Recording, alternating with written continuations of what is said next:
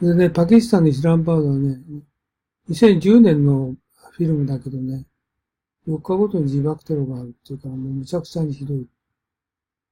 で、アルカイーダであったり、タリバンであったりって、毎年8000人が死んでるんですよね。で1億8000万人のうち4分の1が1日1ドル以下だからね。2ドル以下未満が1億人いるんですよね。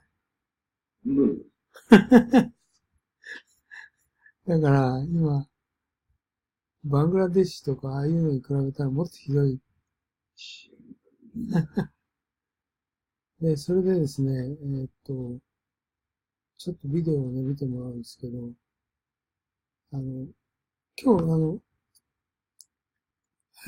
彼来るけど、ちょっとビデオをね、始めようと思うんですよ。長いからね。あれ、どこ行っちゃったかな、ビデオ。あ、ここ行っちゃった。あ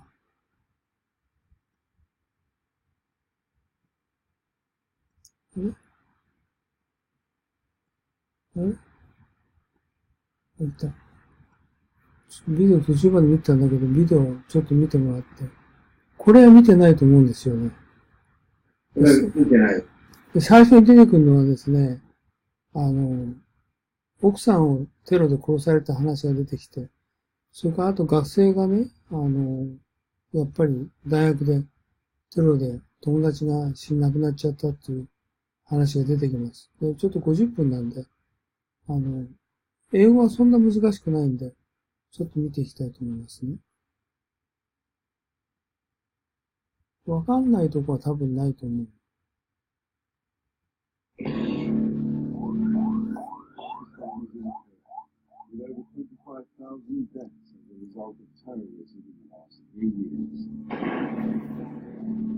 People in the West have absolutely no idea what terrorism is. Oh, this guy's wife is killed by terrorists. You drop your wife off in the morning at 2 o'clock, you bring up and tell them, without a peep, gone just like that.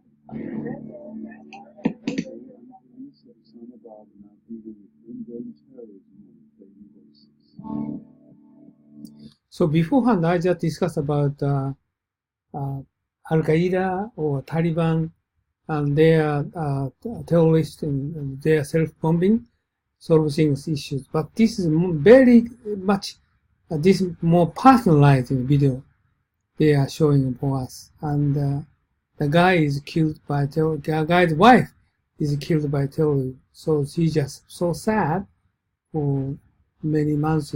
Just let's have a look. There are 38 spots of palace now on my body. When I became conscious... Oh, this is another story. Her friend are killed by terrorists. I was told that it was a suicide bomb blast. So this video has two stories, okay?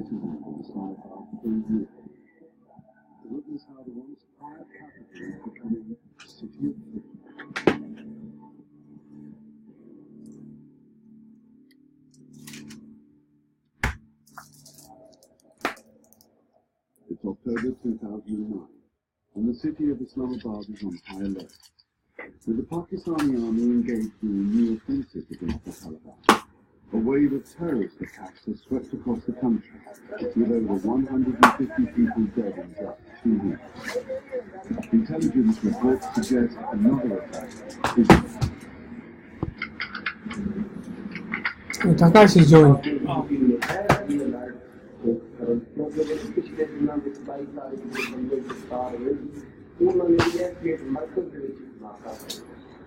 One of the city's many roads, 2 men have just been arrested. One of them is wearing a suit. This video is very long, 50 minutes, so I just started. There was a bike. Just only started now. Without sufficient place, so we stopped them. When we checked them, one of the accused, he was wearing that bomber jacket with that the steel bullets. We were lucky at that time that they didn't explode because... Oh, by the way, this is my first time to see how the self-bomber's jacket and detonator, 自爆装置 detonator. The detonator was not attached with the jacket. They used this jacket, you know. This This is parachute, the Chinese parachute, you can call it Chinese parachute. As you can see closer, there are some hidden pockets. Each pocket, they took this explosive from here, put it here. In the summertime, they use the loose dresses to cover it. And in the winter, you can see if they are wearing this, so there may be some taking some chadar or some extra jacket to hide this. This is very dangerous thing. You can find them in the aerospace parts, the ball bearing, you know, when it explodes, it hits the target, it hits the person. The target of the suicide bomber is 10 to 15 people that you can kill, 10 to 15 people in the close compound. And for this detonation, this detonator deported.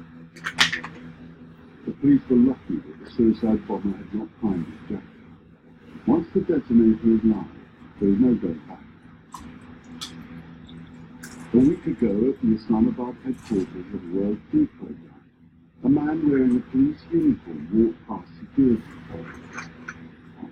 The water bottle he carried shielded his other hand, in which he was holding the detonator of a suicide vest, labelled explosive.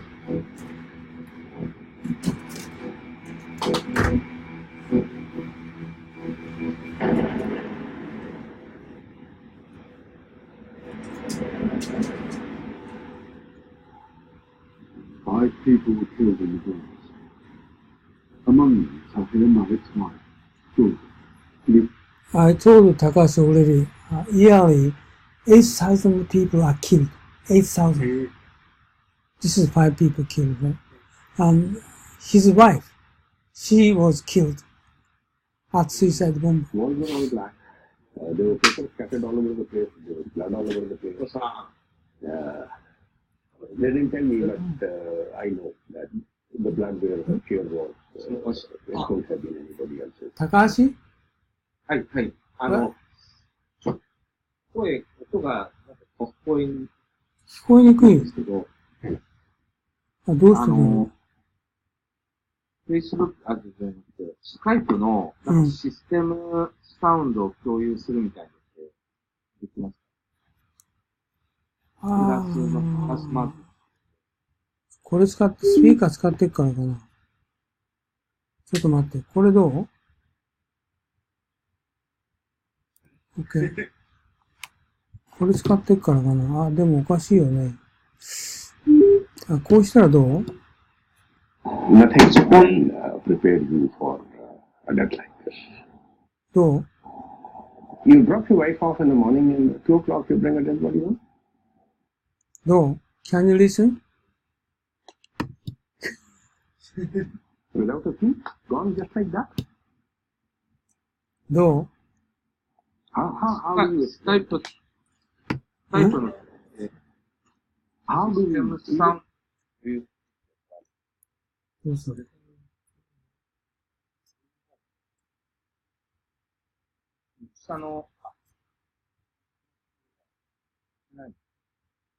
これミュートですね。ミュートになってた。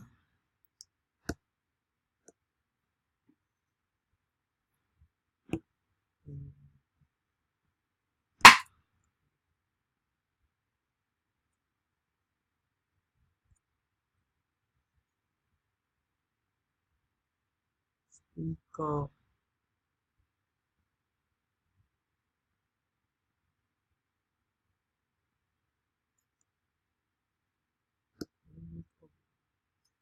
これ何？これ、今のボリュームです。これでいいの？クロームですか？ start to understand the gravity of the situation? どう？本当？これなんか直したの？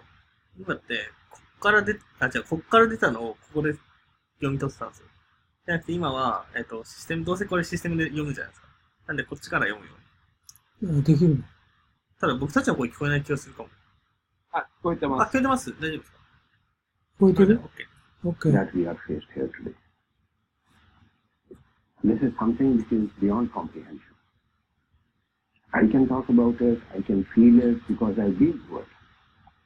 What about people for whom 5 people dying in a blast or 52 people dying in a blast or 200 people dying in a blast, for whom it is mere statistics.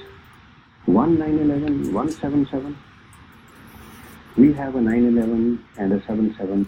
By the way, he is a very well-educated person. Usually, Pakistani cannot speak English so well, or pronunciation is very heavy dialect. But his English is almost perfect. We can listen, right? If not every day, every second day, in fact.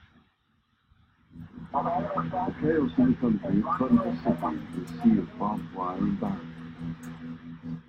Of a police force of 10,000, almost half are focused solely on providing security to diplomats and officials in the capital's central fortified red zone. The man responsible for keeping the city safe is the Inspector General Khalil Imam. With the police a major terrorist target, he is heavily guarded around the clock. They have started targeting our vital installations. They are hitting us. We received 401 threats in the year, which means there could have been 401 attempts. Even explosive laden vehicles or through suicide bombing. These crazy people don't care about children, women. They won't care for the public place, park, buildings. They're going for any place that they can find and just bring casualties. You can't have police everywhere. You can't check whether all the people moving around have weapons. There is no absolute method to curb this terrorist. You succeed at time, no time you don't succeed. More and more innocent Pakistanis like Tahir's wife are being caught up in the blast.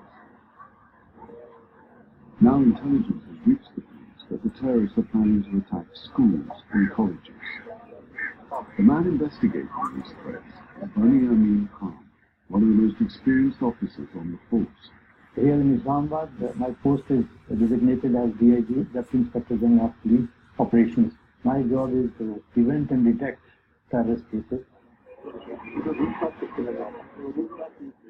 They look at us when they conduct one terrorist activity, then they change their strategy. For example, once you make preventive arrangements for the suicide attack, then they resort to explosive laden vehicles.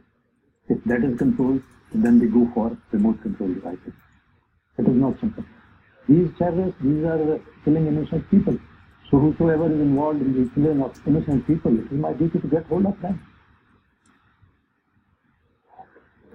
There is not individual Al-Qaeda or you can say Taliban. There are many groups and every group is coming from Islamabad because the activities conducted by them in Islamabad carry high value. The initiative of terrorist activities is in the hands of terrorists. So you have to take only preventive measures and you have to develop intelligence. Suicide attacks in Pakistan were unknown before 9/11. But in 2009, there is, on average, one every 4 days. Various militant groups, some of which were originally armed by the US or trained by the Pakistan Intelligence Service, are coming together under the banner of the Pakistan Taliban. As they do so, their targets are becoming more indiscriminate. Despite the efforts of the police, keeping the city safe has become... Okay, he said the Pakistan Taliban is different from Afghanistan Taliban. Pakistan Taliban is the enemy, is Pakistan government they themselves. Okay? And he just said, once every 4 days. increasingly difficult.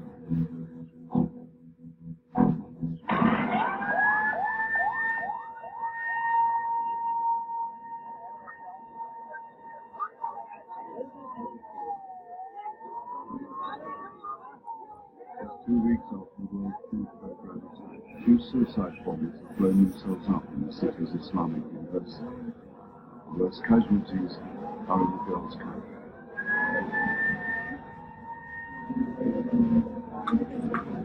Most of the dead and injured are female students.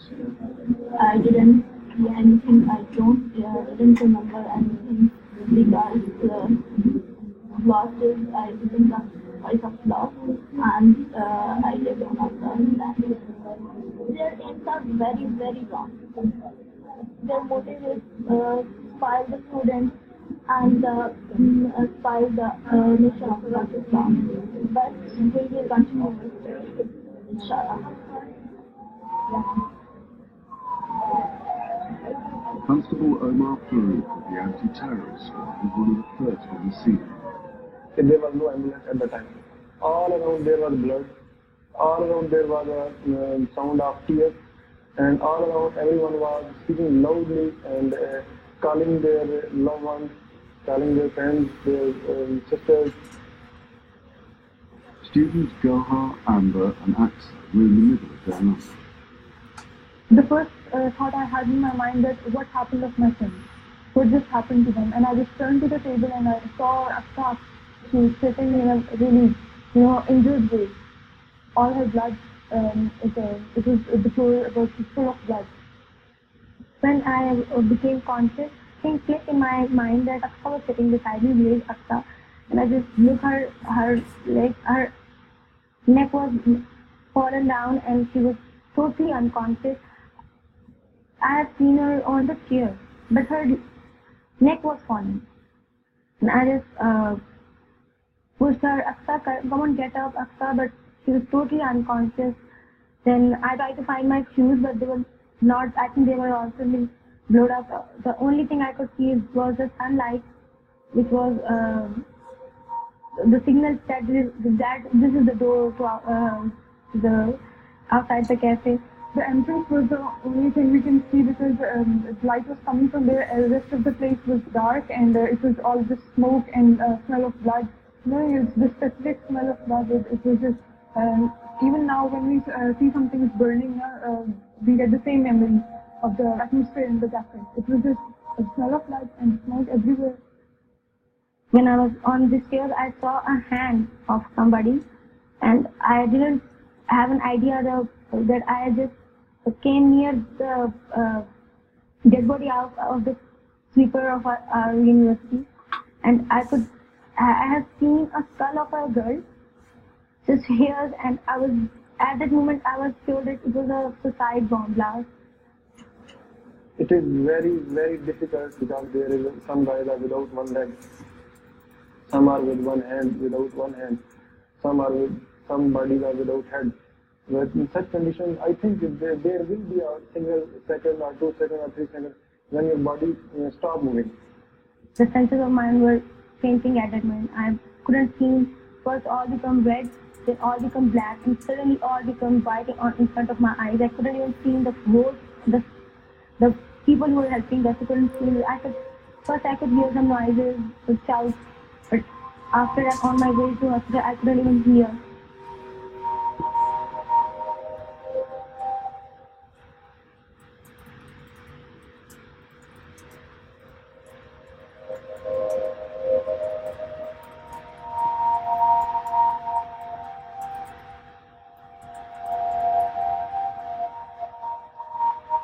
There are 38 spots of colors now on my body, and I just got 4 here, 4 in my dick. Unbelievably, actually, she got 38 bullets. Actually, they said pellets in her body, but still, she was so lucky to survive. But her friend dead. 3 on my chest, and I haven't found on my leg. It was full off, and my right leg was totally injured. It was totally injured. 2 of the pellets just entered and they exist from the other side. There was a hole in there. There were 38 pellets. I got 45 pellets. Amber's best friend, Aksa, didn't survive her injuries. She was 1 year younger than me. She was 17 at her birthday.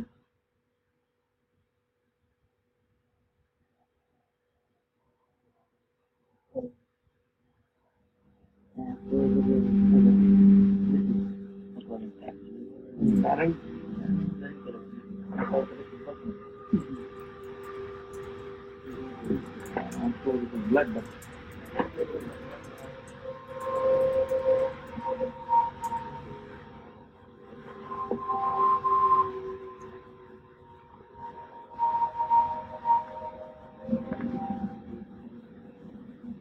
The 9 people were killed and 28 seriously injured. Suicide attacks are their favorite because when a suicide attack occurs, there are a lot of casualties. Because in one suicide attack, there are approximately 5,000 times traveling more than bullet speed, so they can create a lot of damage to the people. This attack on a specifically Islamic target has shocked the city and the police. If you look at the perspective of Islamic University, this should have not happened here. These are all Islamic people and they learn their Sharia law and everything. This suicide attack should have not happened here. They are fighting against their Muslim brotherhood, so nothing to do with the religion. Last 6 months, we have been able to lay our hands in 13 different groups, but we were not involved in the Islamic University bomb blast. Some other forces are involved and we have a clue about that.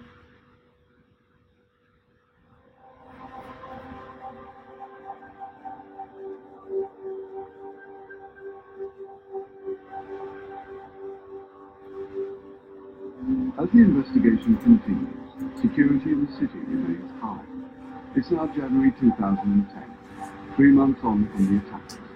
Islamabad has been relatively quiet for the last month, but 30 people were recently killed in Karachi when a suicide bomber targeted a religious procession. With a similar procession now coming up in Islamabad, the police are preparing for the worst. So this is a security plan for 19th Safar procession, and first of all, we have to do the threat assessment. One is suicide attack by a suicide bomber or vehicle-borne attack. Another threat could be IED. The counter plan is we have the bomb disposal squads and police vehicles which are deployed over there. They are going to be checked as well. So the security plan comprises of checking points that will be provided with walk-through gates, plus metal detectors at every entry during the procession, and we have identified all the points.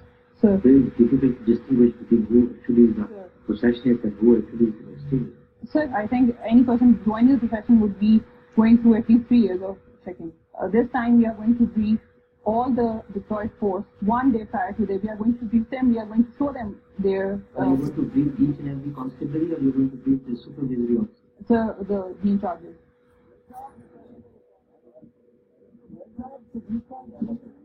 अच्छा, आप लोग को ये पता होना चाहिए कि जिस सेक्टर के अंदर आप हैं, तो कोई भी आपका ऐसा बंदा लगता है जो कि जुलूस में शामिल होने की किसी भी जगह से कोशिश कर रहा है, हालांकि वो सब चेक होके आएंगे, लेकिन जरूर उसकी मुताबिक आपने अफसर को बताना है.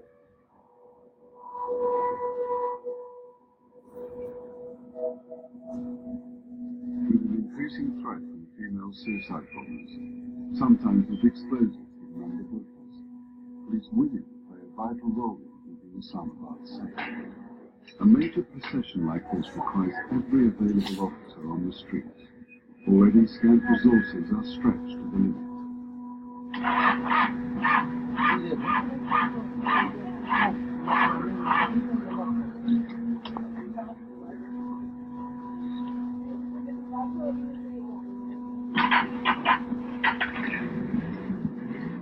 The entire Islamabad police budget is $50 million a year, around 100th of the budget for London Metropolitan Police.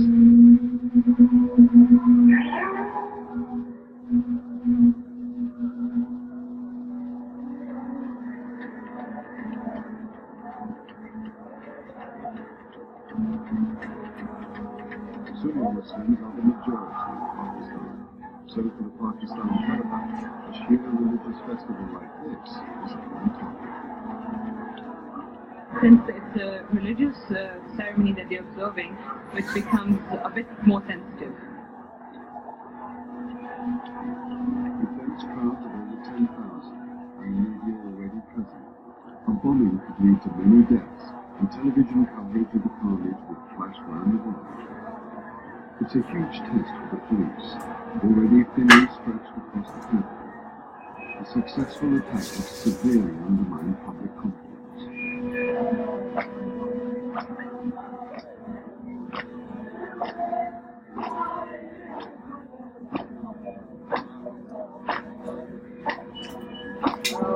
Thanks to Almighty Allah, we did not have any nuclear threats. There are general threats about some of the cars, some of the suicide bombers, but no particular threat as such.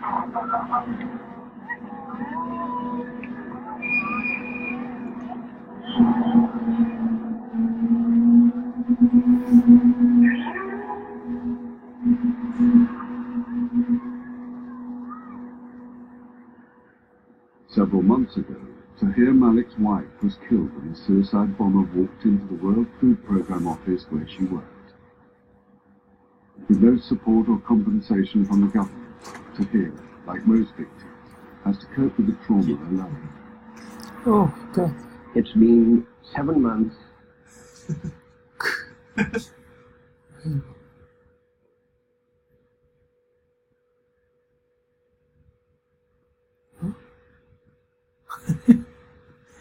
And 16 days today.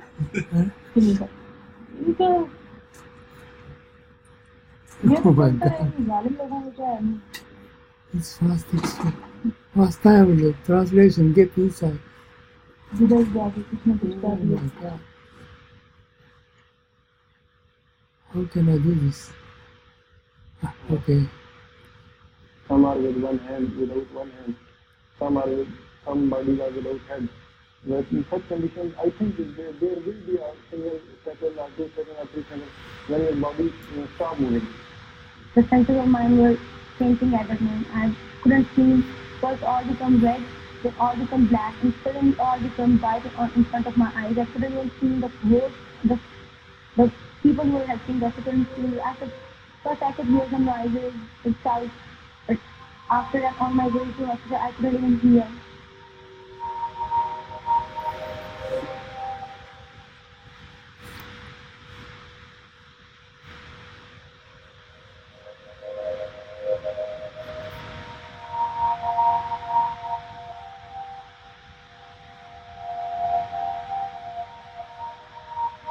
There are 38 spots of colors now in my body, and I just got 4 here, 4 in my this arm, 3 on my chest, and I don't count on my leg. It was well off, and my right leg was totally injured. It was totally injured. 2 of the pellets just entered and they exist from the other side with a hole in there. I just really sorry,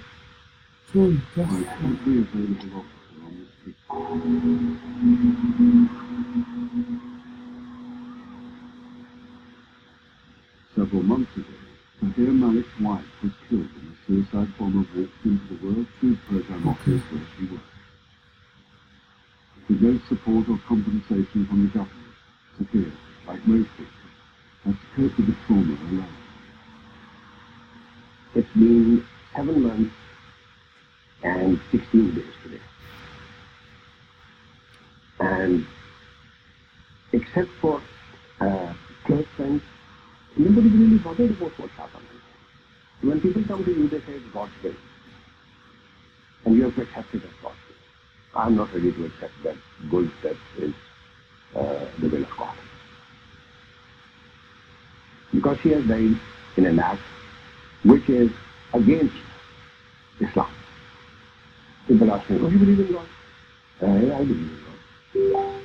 But I don't believe in a God who will bring misery to his people. Tahir is reaching out to other Christians to try to set up a support network. But the belief that even the most tragic event is the will of God means that he is fighting against Pakistan's culture of silent acceptance. Last year, 2009, according to the newspaper and media reports, there were 500 bomb blasts from the 1st of January to the 31st of December. You can imagine the number of survivors that we have. We've got to make people feel that there is nothing wrong with talking. Because keeping it bottled inside does not help. I am just like any other common person. One with those who have lost their loved ones to an act of terrorism. And I think slowly we will be able to make people understand what's going on. So far, nobody knows because nobody talks.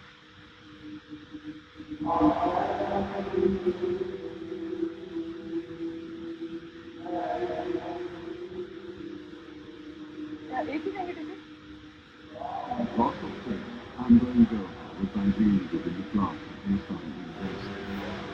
After months in hospital and over a willingness to attend Friday prayers at Islamabad's largest mosque.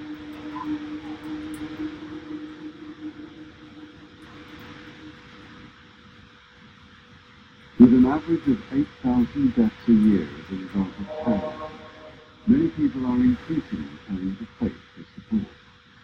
The overwhelming majority of devout Muslims aboard Islamic terrorists claim to be Turning to faith means they try to believe God.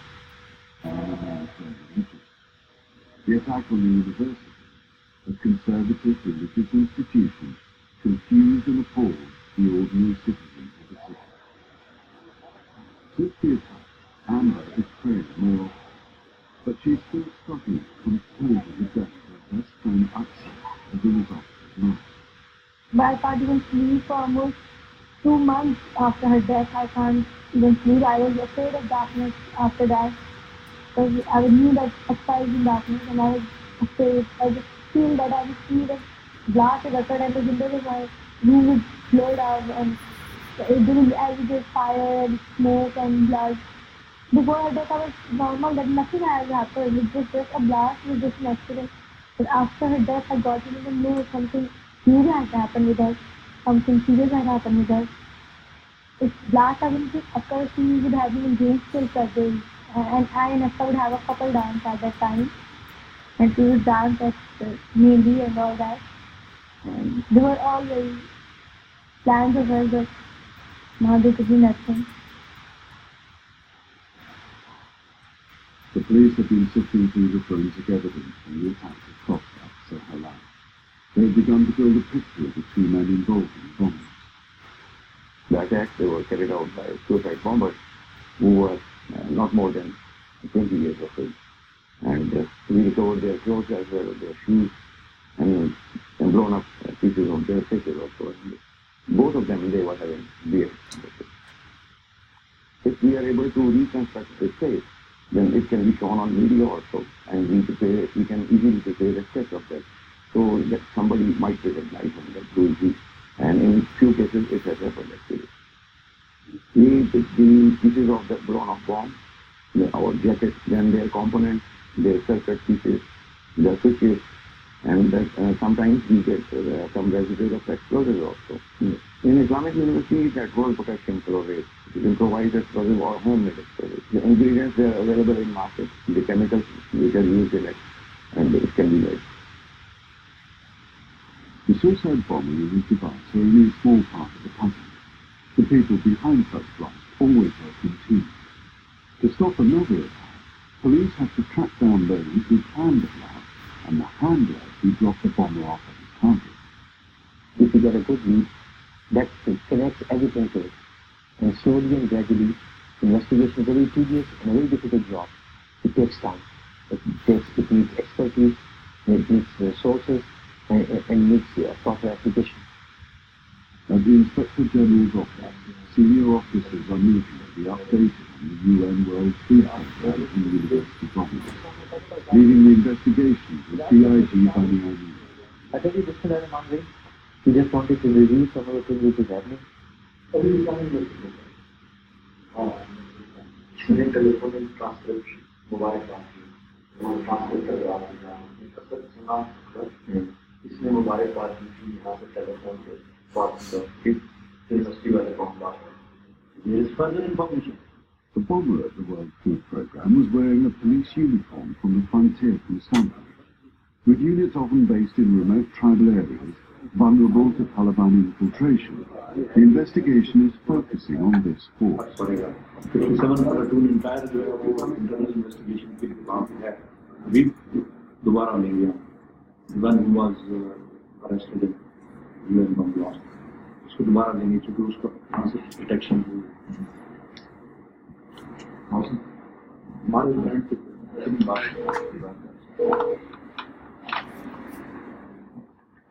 United में बात आती है बुझना चाहती ये आ गया तो gang से खाएंगे जरा अब के बाद ना आउटर क्रिकेट आप और स्ट्रेंथन करें जरा क्योंकि ये किडनैपिंग और रैंसम और ये जब करती है तो वो जो है ना पैसे जो है थोड़ा सा वो रोक सके आउटर इनर तो आप अच्छा कर चुके हैं हमारा नाका पे ऐसा आउटर से और लगाए ना कि सेंटर हो जाइए मतलब, क्योंकि यहाँ कई से निकल के जा रहे हैं लोग।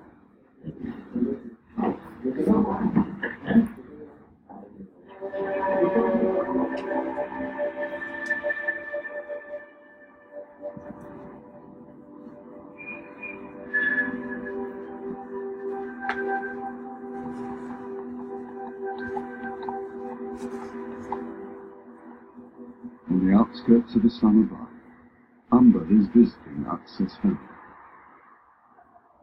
They said that you are now eldest daughter of us instead of Aksa.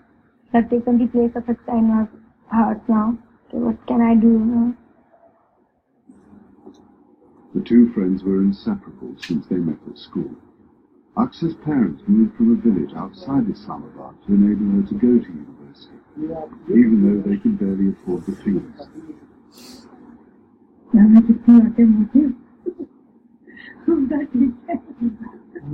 यही मैंने कपड़े पहने हुए थे, फिर ब्लाउज हुआ था।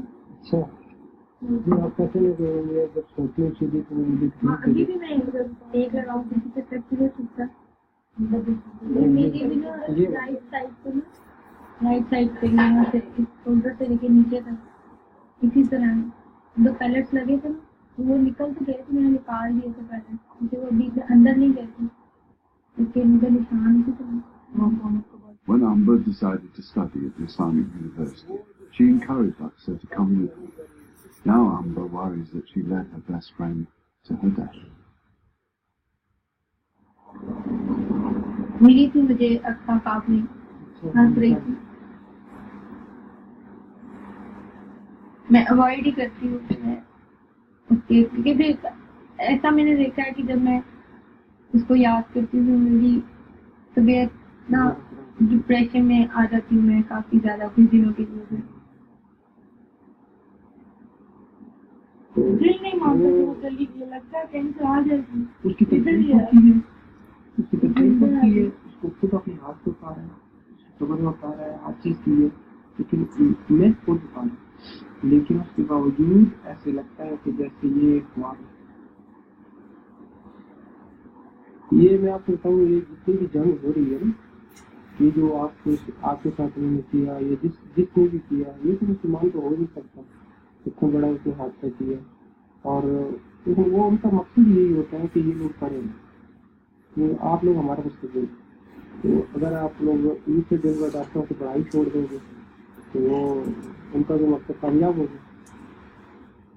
वो तो मेरा कसूर ही पा रहे हैं ना, जिस जगह जाके करते हैं, कौन सा उस बंदे का कसूर होता है, जिस जगह हो रहा है, जो भी हॉस्पिटल में हो रहे हैं या इस तरह इधर बगाद में कर रहे हैं, जैसे कोई भी सिक्योरिटी की जगह है, कुछ भी है, उस जगह जाके करते हैं, तो उन बंदों का उस चीज़ में क्या कसूर है।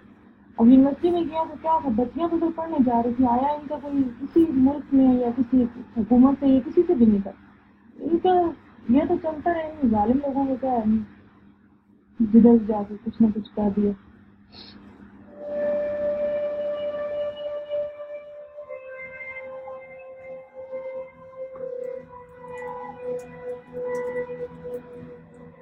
Since the start of 2008, there have been 13 major blasts in Islamabad. Hotels, embassies, and markets have all been attacked.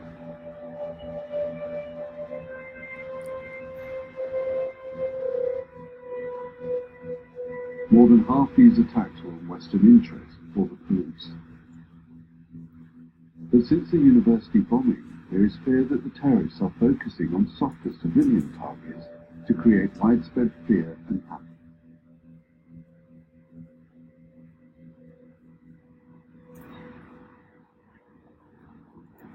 Many public spaces are now behind fences and metal detectors, but the police often have to rely on poorly paid private guards and volunteers to man the checkpoints. अकल्ला की कोई और भी नाल ऐ क्यों ढेर ही लाउन दित्ती अपने मुंह अग, तू चंगा गार्ड, तू अपनी नहीं हिफाजत नहीं कर सकता, तू दूसरे की कह सकते, कुर्सी की थलेड़े पा, किसी ने चेक किया कर, तो तेरा मकसद है खड़ा करना था, तू वो दूर जा हट के बह रहे, कहीं कोई नहीं पता कौन इंटर हो रहा है, बैठा सोम बुक में तो ड्यूटी नहीं है, हल्की जैसा फिर किधर है?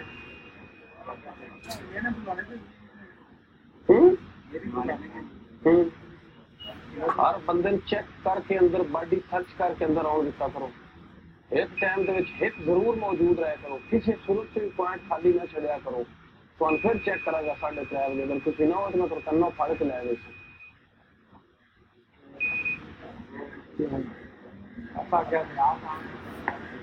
Ordinary constables also have a crucial role gathering intelligence and identifying any new arrivals on their duty, especially if they're from the tribal areas, where most of the bodies come from. Beat में तमाम मतलब है beat officer के post में तमाम उसमें उसको मालूमात होनी चाहिए और उसको पता हो कि यहाँ पे कौन लोग नए लोग आके रहायश पजीर हुए हैं, उनका नजरिया मुआश क्या है, उनके क्या वो सस्पेक्ट तो नहीं है। तो इसलिए ये बीट जो है ना बीट की बड़ी जरूरी है।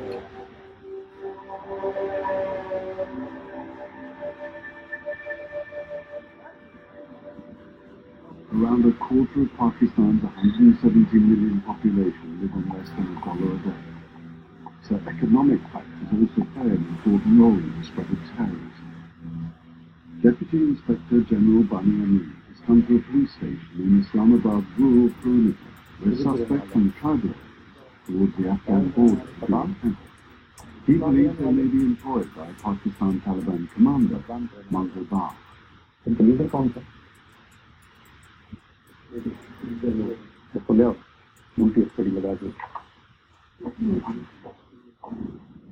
Basically, they are involved in kidnapping for ransom and they kidnap few people, but we have intercepted they are involved. They are the third liners of Taliban group and they are working for Mangal Bar. And they kidnap people and get ransom. Mangal Bar gets ransom. That ransom is utilized for the sale of weapons and explosives to the other terrorist activities. These are the links, how they are linked. So now we interrogate them accordingly.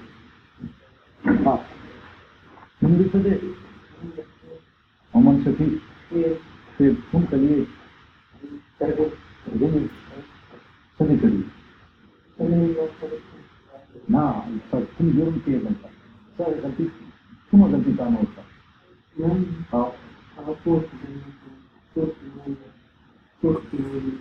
बनते रहो को तो मंगलवार sir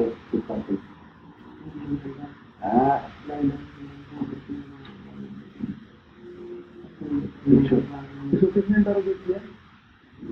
आपने किया? इससे link मंगलबाग के साथ है, पता किसी गैंग का उसके लिए काम करते हैं।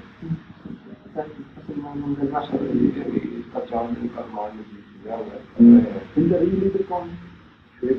यही है कहाँ है साफ करें we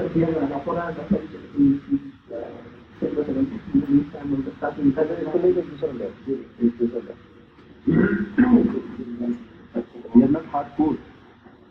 They are the third liners. But we will interrogate them thoroughly. Here. We are interrogating them that whether they have seen Mangalbag or not. In Pakistan, we have different type of interrogation. It will take 12 hours, maybe more. It is a laborious job. But we'll spend 2 nights here. During night, we'll take care of them. This is actually, he said, take care of them. It's a torture. Kill them.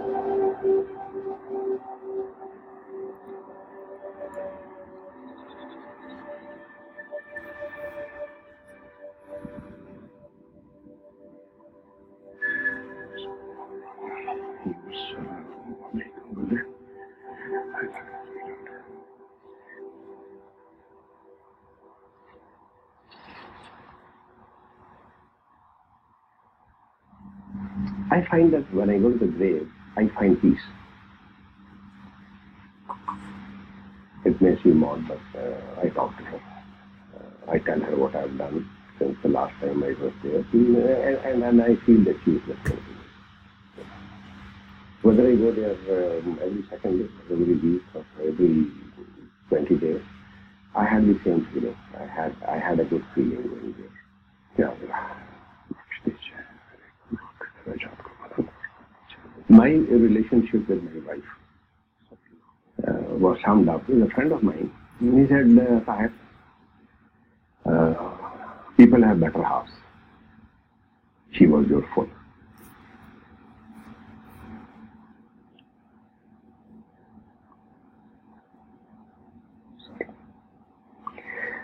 So that's how things change. That's the change that comes in your life.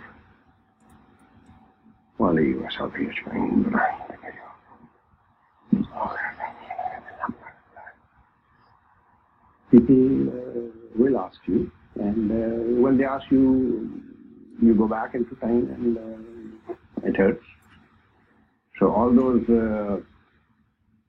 walls that you try to create and try to appear normal and be normal, they just crumble. And you realize that it's not over. I really wonder if it ever will be.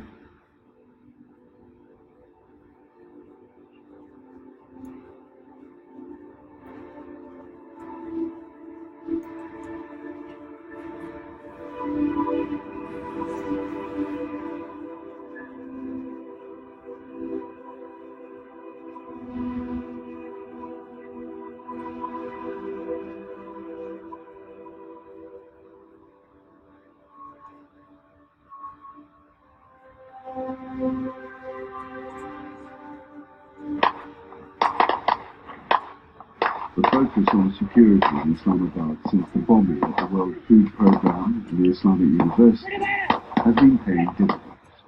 For the moment, the capital has been spared the attacks that continue elsewhere in the country.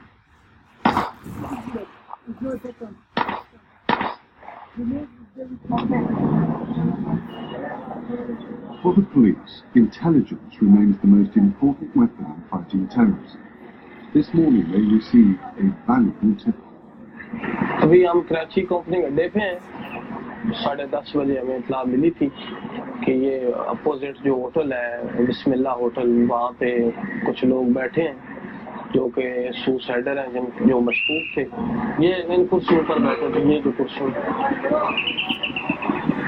और हमें जो इत्तला मिली थी हम यहाँ पहुँचे और वो left side की तरफ भाग रहे थे, तो हमने उनको काबू कर लिया और उनसे 30 बोर पिस्टल, 30 राउंड और एक खुदकश बारूदी जैकेट बरामद किया।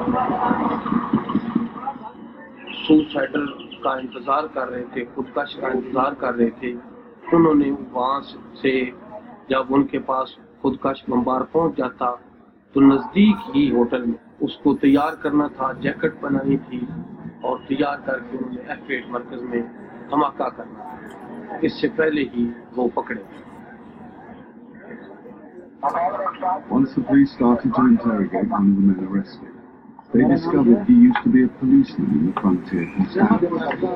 The bomber of the World Food Programme was wearing a frontier constabulary uniform. तो तारीख इसकी इस तरह है, सिंथल एक चेक पोस्ट थी जहाँ पे ये ड्यूटी अदा करता था। तो वहाँ से तालिबान जो है उन्होंने इसको और इसके साथियों को अगवा किया और 25 दिन अपने पास रखने के बाद इस शर्त पे रहा किया कि आप हमारे लिए काम करोगे।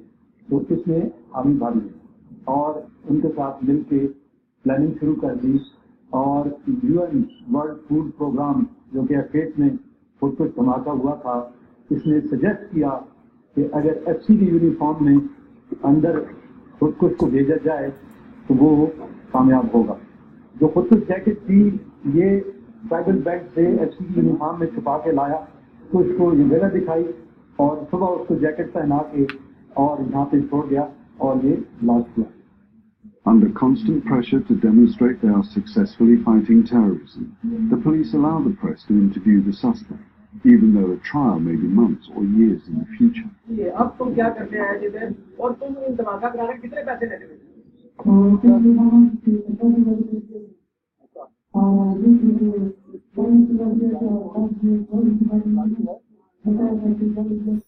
This what he's talking about, what I don't understand. He's supposed to get money and he'll get car, but he's a suicide bomber, right? If he's going to responsible person. Islamabad में सिर्फ और सिर्फ इस्लामिक यूनिवर्सिटी का जो bomb blast है, suicide attack से वो रह गए।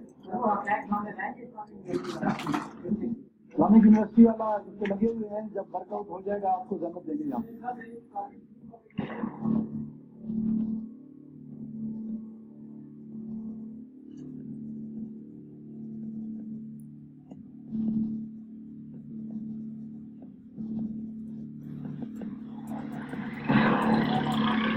October the 5th, 2010. Exactly a year since Tahir's wife Gulrukh was killed at the World Food Programme. Students from Tahir's local mosque are coming to the house to join his family to recite the Quran in a ritual to commemorate her death. I've lived my life all over again a couple of times today. You know, when it all comes back together and you realize that it's been a year. It's been a bad day. Too many memories, too many thoughts.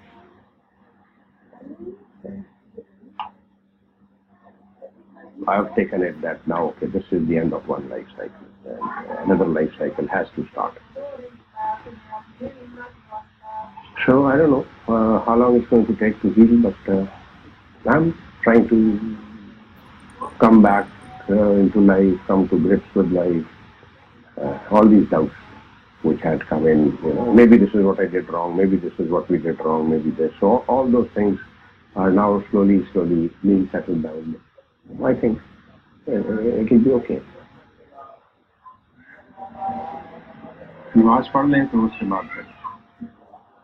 Where is the justice?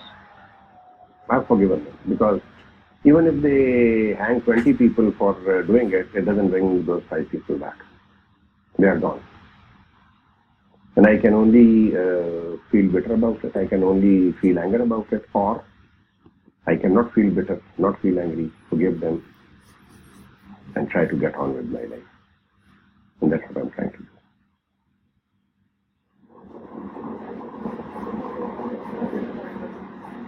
So far in 2010, the police have succeeded in preventing Taliban suicide attacks in Islamabad. But the Inspector General fears they are now regrouping after a strike on a NATO convoy parked on the outskirts of the city.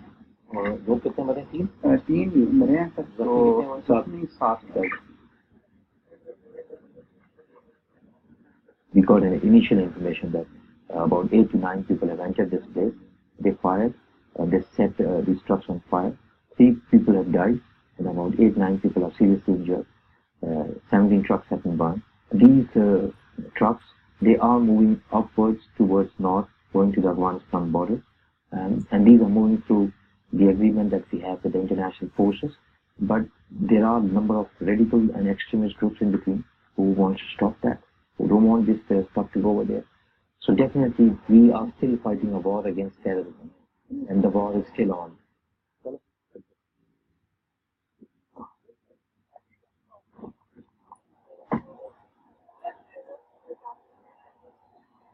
One year on from the bombing of the Islamic University, life here has returned to normal. Amber and Gohar were badly injured in the blast, but they are both now back at college. They still bear the physical scars, but the mental wounds are beginning to heal. With the passage of time, the people, the incidents goes fainter and fainter, but the memories are there. These all drag it back to that blast, that why it happened and all that. That life goes on. अच्छा खासा rush है। इसमें blast तो अभी तक ना इसमें था। पूरी एंट्रेंस इतना जितना केस की एंट्रेंस थी अभी टूट गई थी पूरी। और अब पता ही नहीं लगता कि जैसे हुआ। हाँ लग रहा है यहाँ पे ब्लास्ट हुआ। हाँ यार टाइम तो जल्दी गुजर रहा। मैं तो क्लास में नहीं बैठी थी। मुझे तो बिल्कुल भी नहीं पता चला था। Okay, this is almost finished. And university and downtown city is protected. And just before that, they showed some trucks is attacked because of the outside city. So now is the terrorists moving outside instead of downtown central. Downtown central is barricaded and protected, including university. Anybody can easily back and forth get inside. Okay. The very first week after the blast, my mom and dad used to say that now we are not going back to the university, but that incident can't make me stop to have what I want to have and to have the post I deserve. So I didn't even think of giving up.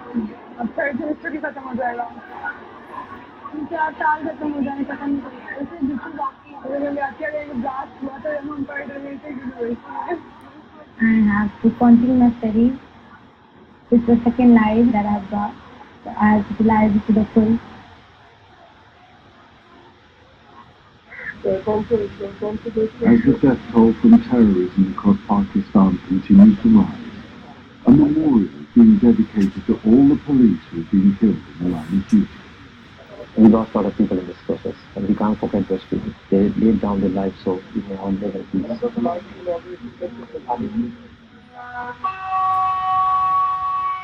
I have been visiting this place while it was in the process of being built, and when you see these people, it gives you a great sense of motivation. You know their names, you know how they wear, and how they have spent their time in the police department. They have been placed on duties where they knew there could be a suicide bombings and they would not be going home after this duty. But they were there, and they stood up to the promise that they made. They joined as a constable or as an officer in the department.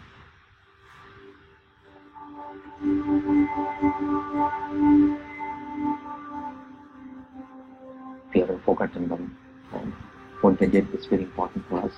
It matters to us and has a great value for us. The better understanding of them would also help the world to understand what a great magnitude of task is in front of the police of Pakistan, because they are fighting a war which is not just their war. They are fighting a war which is going to affect everyone beyond the boundaries. And these people who will force their way of life on others, we have to stop them. And everybody has to contribute to that.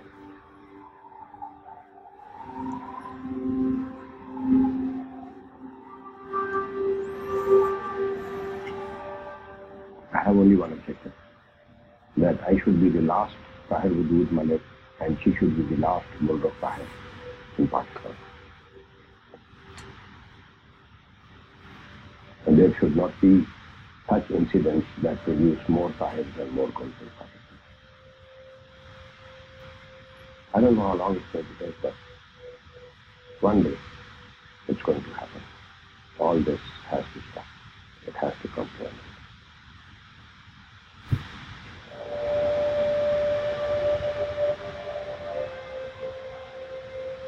You know, music in my memory, it's person that I can't forget.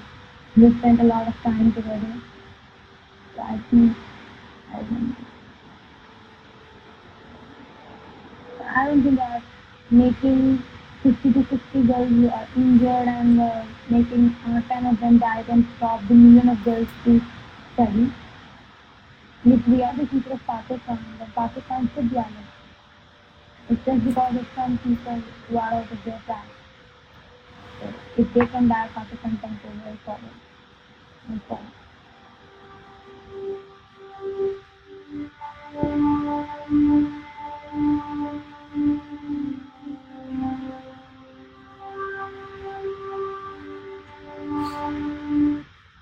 Okay, this is a very long video, and the content is not difficult, but this actually, those people at that time dead 8,000 every year. But now is they protect the downtown city and also university. It is not easy to suicide bomber to get into those areas. But they are moving outside city and they try to still doing for kind of, attack. It's mainly Pakistan Taliban and also Al Qaeda. This is my first time, we need to consider for suicide bomber, just they try to attack the civilian, but this case is one by one. How do they feel? Or they lost wife, or they lost friends. This is a very good one, so I just show you this video. Okay? How do you think? It's actually happening all over the world, especially Middle East, and they are losing their families, and wives and brothers and sisters, and sort of things happening many times in those areas. But actually, they try to protect themselves. They try to not get inside some specific area. So as I show you, barricaded, and university and downtown city, but still happening.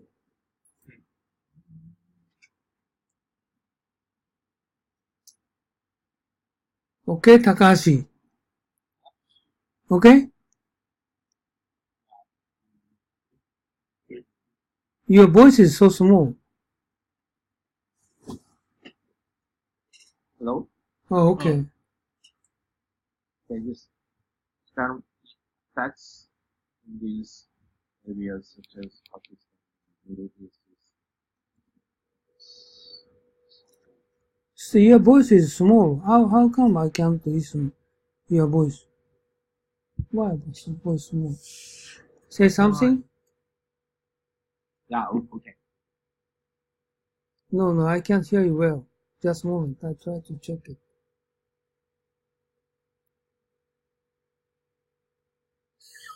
Okay. No, too big. Too big. Big. Okay, just okay. Let's move into.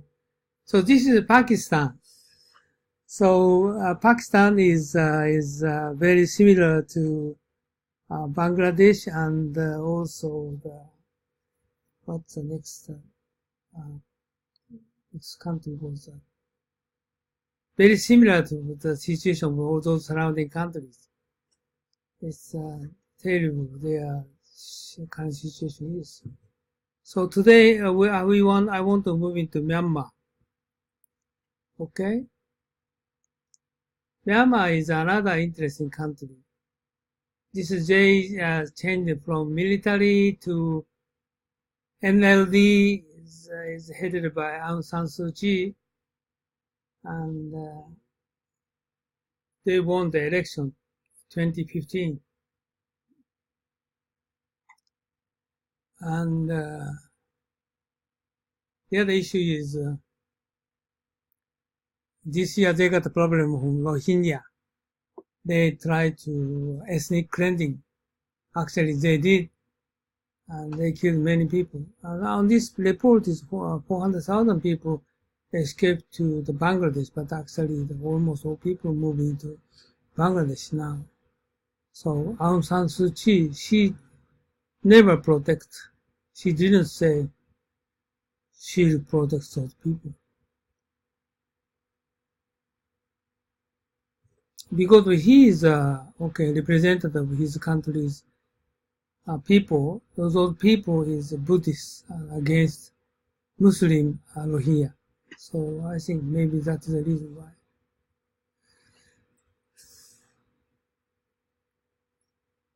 And as you know, under the constitution, 1/4 of the parliament is a priori occupied by military people.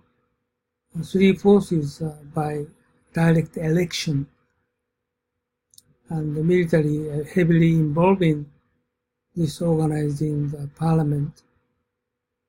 Also, this country's GDP per head is 1,300. Is very low, lower than Pakistan. And the country itself is not stable, no industry. Okay.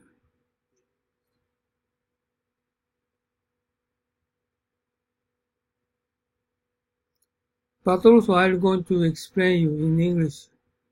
She doesn't have authorized to speak out anything about Rohingya. minority ethnic people is under the control of military. Okay.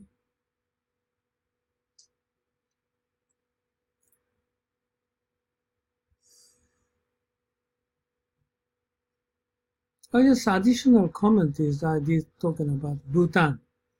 They did the same ethnic cleansing in 1980s. They kicked those Nepal Bhutanese out of the country. I don't know how many people. This actually officially is 300,000, but more than that. 1980s.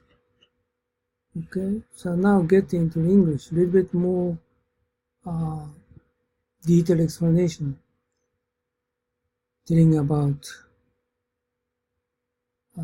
Myanmar. Even before the election of November 2015, there was a general foreign perception that Myanmar was on the road to democracy. But the military only promised discipline, flourishing democracy. It means whenever the term is modified, it's diminished.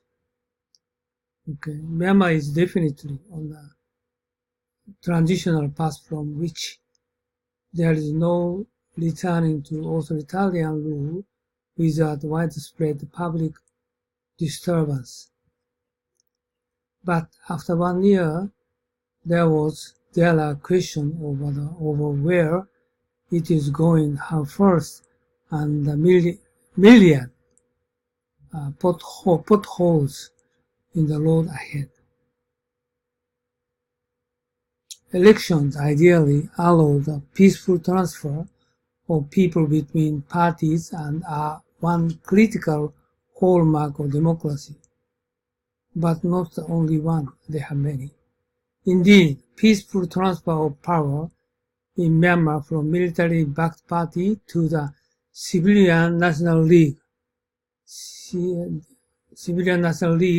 for Democracy, NLD, in 2015 masks something far more complicated. There have been neither a peaceful transfer of power to a new government nor the complete retention of power by military. It's not,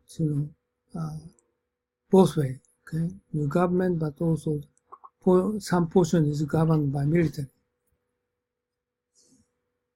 The 2015 elections have not resulted in military-civilian compromise. The military, under the 2008 Constitution, have carefully designed a system of control over those elements it regards as essential to the state's well-being and its own position. It means military refuses to amend the Constitution to diminish its control over 3 key ministries. Okay, 3 key ministries is military control: defense, home affairs, and border and minority issues, which is including Rohingya. That encompass all elements of state coalition and bureaucratic administration. The military also retained control over the most enduring and salient issue that has faced the state since independence: the distribution of power and resources among the minority ethnic people and the majority Burman Buddhists. The military can prevent amendment to the Constitution and legally declare the martial law if it believes the situation warrants it, in the case of emergency, right? There is no need for a military coup, as some outsiders fear.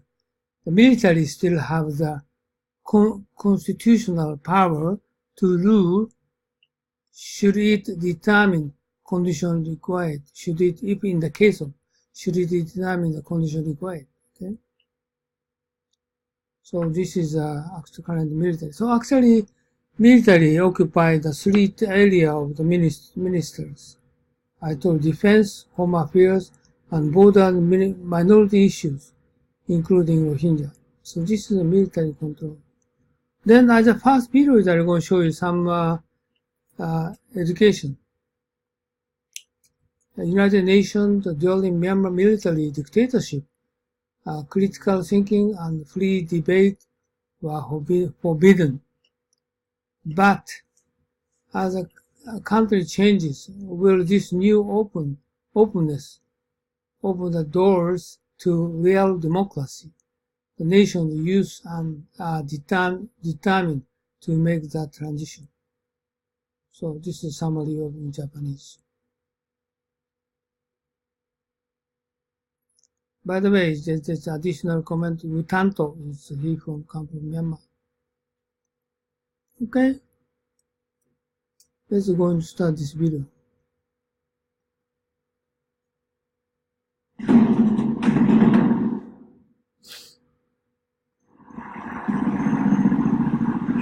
My name is unno, and I'm in my 20s. I'm from Kachin State, which is happening the civil wars between the KIA, ethnicity group, and government.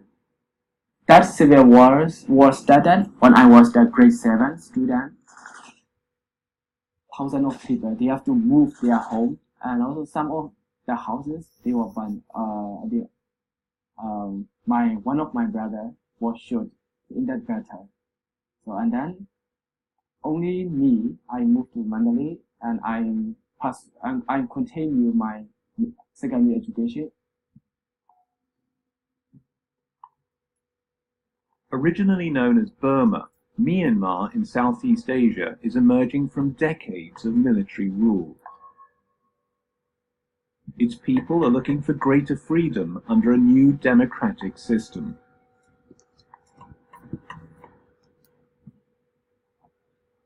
During the military dictatorship, open discussion was discouraged under a tightly controlled political regime.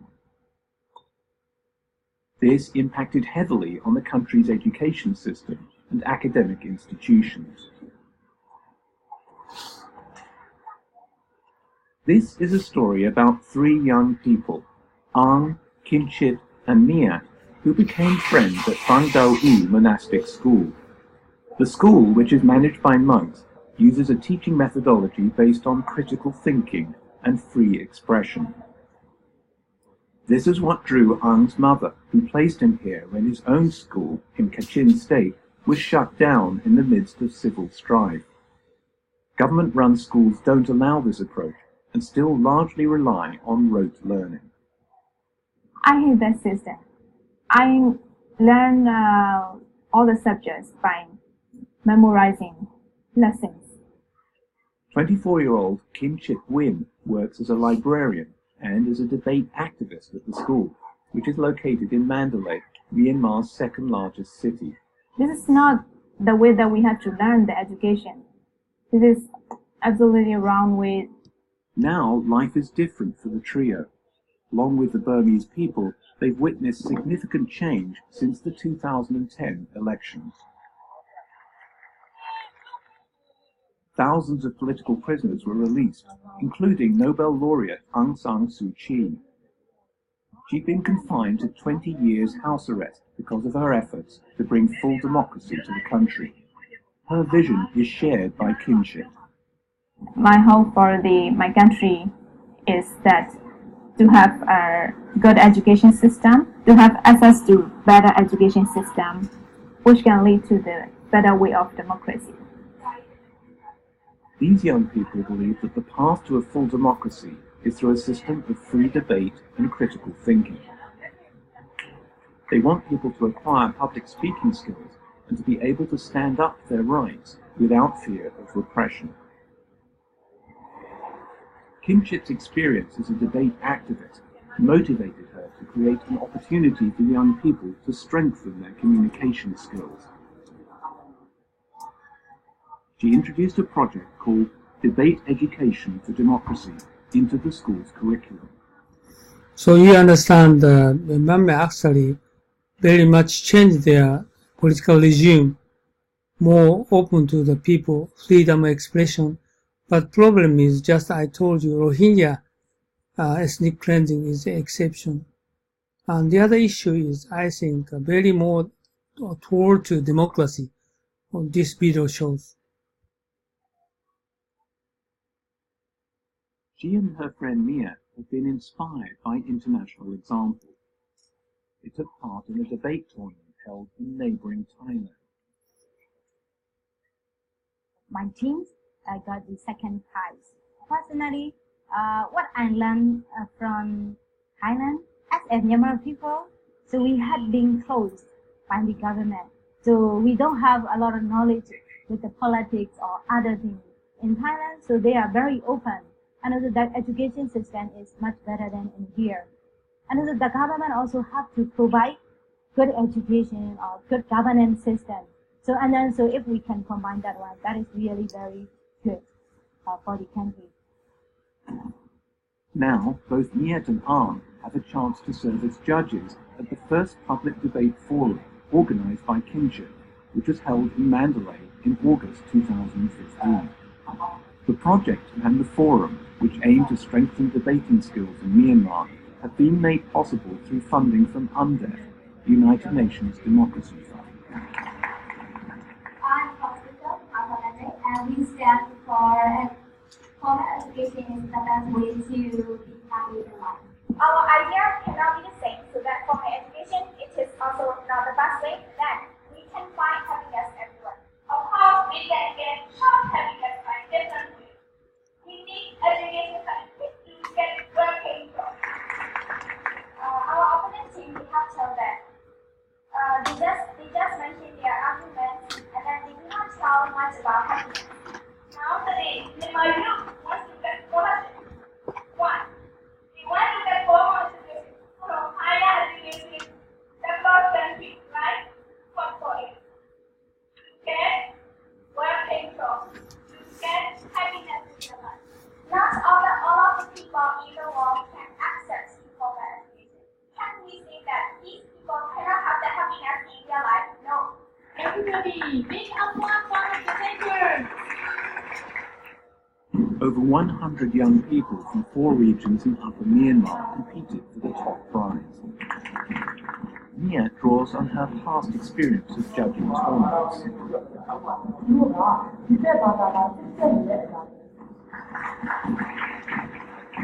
So what I'm doing here is judging the affirmative team. So they have like 3 arguments and they have like clear information they can convince to me. My name is unno. I'm from Kachin State. We think that we did great well. It is a situation now, and I did that, but actually both sides are really excellent. So now we are waiting the results of the judges. My name is Soban. I came from Mo State.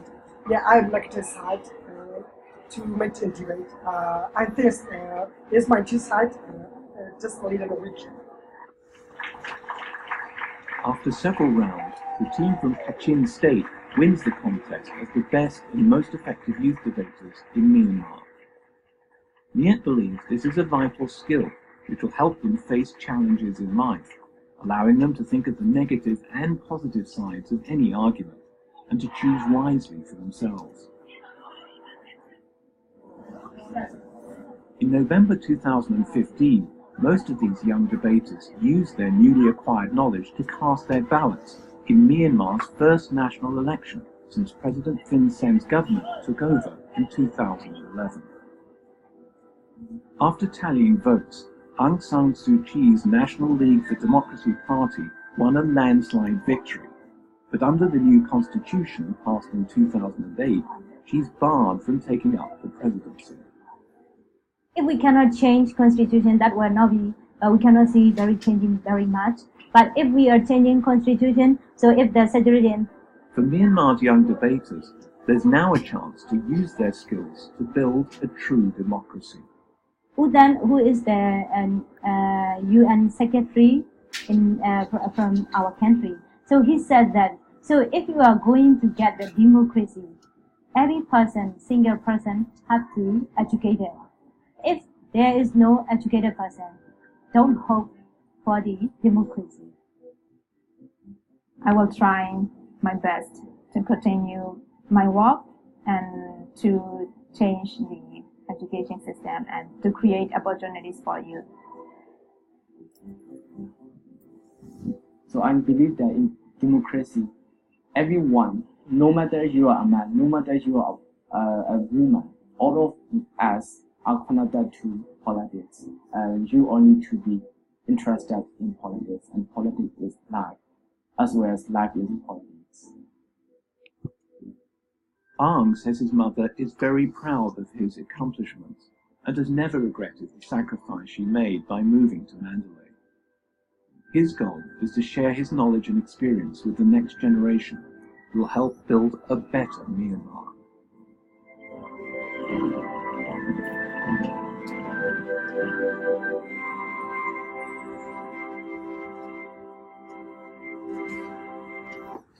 Okay, this one is finished. Again, this is talking about transition to democracy, especially focus on education, speech of freedom. So what is the difference between before that and after that? Military government and non-military government? Oh, big difference. Before under the military government, they cannot any kind of free of speech or critical thinking kind of training. They can do that. Like China? No, China is exactly like Myanmar is open. Military, under the military regime, they are not free for just make a presentation, make a free of speech. But China is free of speech. So more strict. No, North Korea too strong. Takashi, you are not there? Okay. You went to Myanmar recently, right? Yeah. So that's Somaya's question is how difference before military era and current Myanmar. How's the difference? He said. Do you know something about it? I didn't say any Myanmar in military regime. But you have some people that make discussion with people in Myanmar, right? But I didn't touch upon it. Oh, okay. But how do you feel that? How do you impress in Myanmar? From my impression, Myanmar for the country's democratic is the country is closed. Country is closed? No investment from outside. Myanmar. No business communication with outside. Not yet? Now it's open. Now it's open. But as the country was closed, every business structure, infrastructure. How do you think compare with Bangladesh? Bangladesh. Because I went there 2 years ago. That country is not safe everywhere, right? As a matter of the region, Bangladesh is Muslim country, and Myanmar is Buddhist. Yeah, Myanmar is my old friend. Lived there until last month. For 2 years, she lived there. So she was work at JICA, and how come Japanese woman? She's not old. She's a very young woman, but how come she can work there for past 2 years? It's unbelievable. It must be safe there? Yes, the city is safe. Oh, really? Bangladesh, that place is not safe. What Where is it? Bangladesh. Yes, Bangladesh is not safe. Oh, Myanmar is safe, right? Is it more safer than the current Okay. in Bangladesh? Okay. Let's moving on the next one. This is Myanmar's transition to democracy tainted by the persecution of Rohingya Muslims. Myanmar's first democratically elected parliament in decades is being called historic, but it's also the first parliament that does not include a single Muslim legislator. No diet member. No, this is Rohingya. Any of Rohingya representative in parliament. He said. Okay, this discriminated.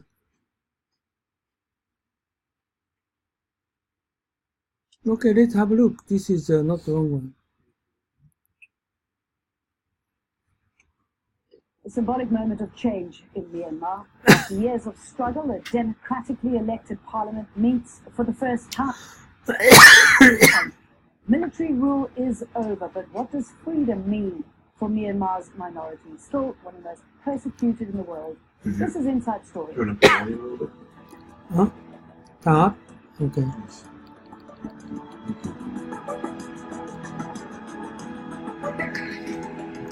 Okay. Hello, welcome to the program. I'm Jane Dutton. A new parliament has been sworn in Myanmar. It's been called a historic moment in the country's transition from military rule to civilian democracy. But what does that mean for Myanmar's Muslim minority, the Rohingya, who've been attacked, prevented from voting, and driven from their homes? We'll explore those questions with our guests in a moment. But first, Al Jazeera's Rob McBride reports from the capital, Naypyidaw. Members of Parliament from Myanmar's National League for Democracy, or NLD, finally take power, but it is a power shared.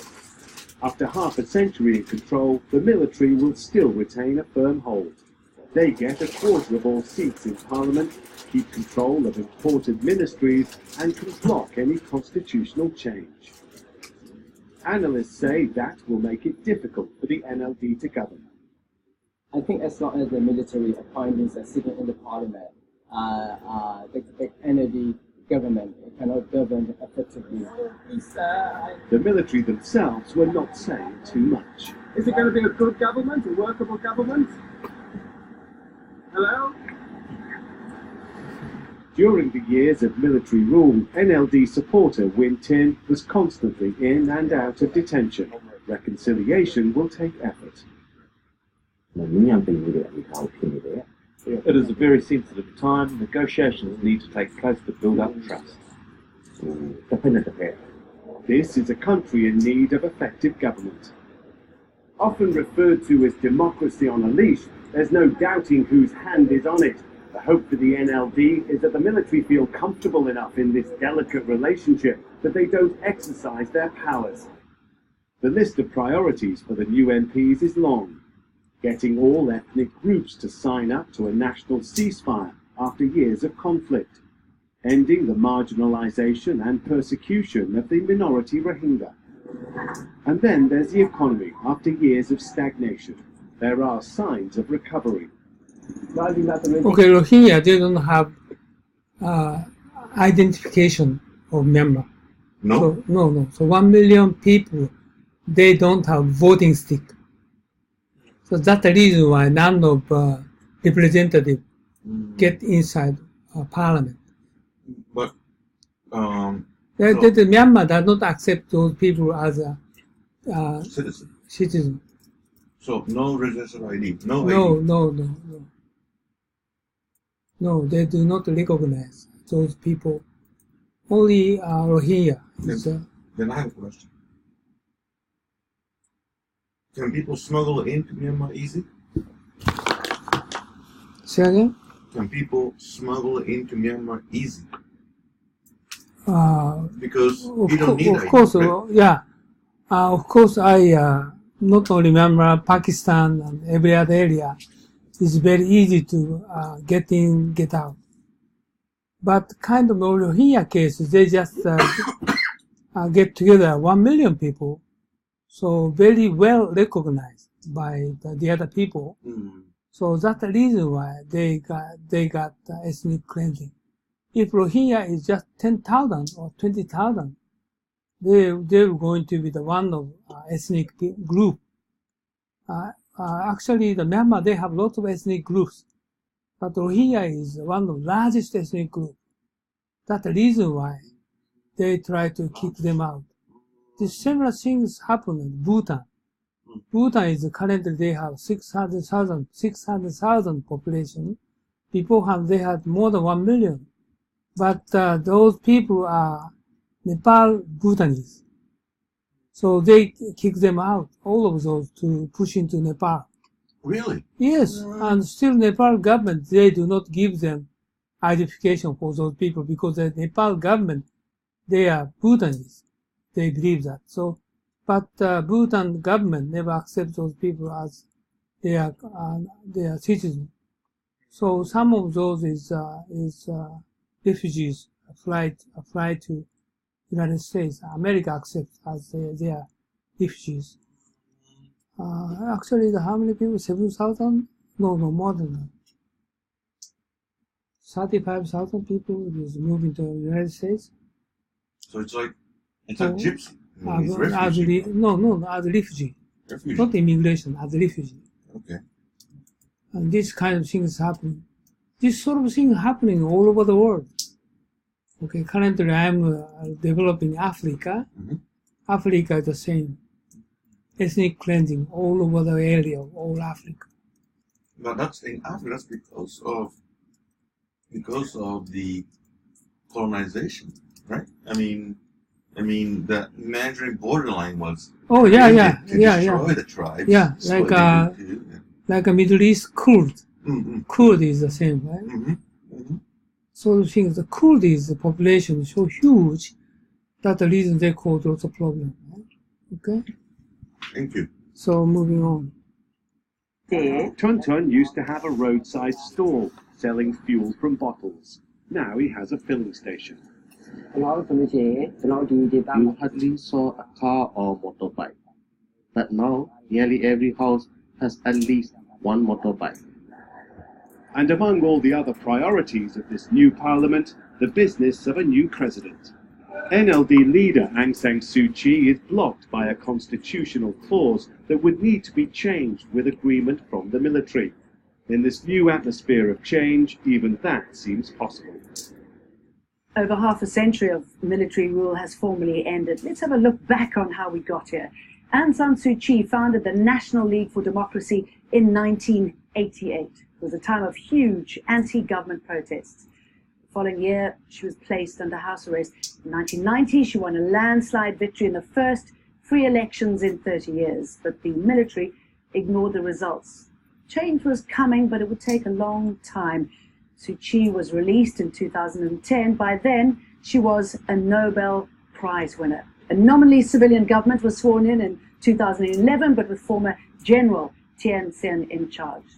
The following year, Suu Kyi hailed a new era for Myanmar when her party, the NLD party, was brought back. So everybody focus on Aung San Suu Kyi for the NLD, but Thein Sein is the most important person. Because he's a military general, he opened their organization. What does NLD stands for?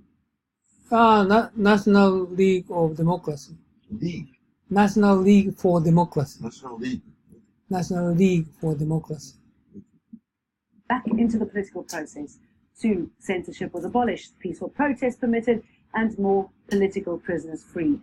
And last November's election saw her party win enough seats to form a government.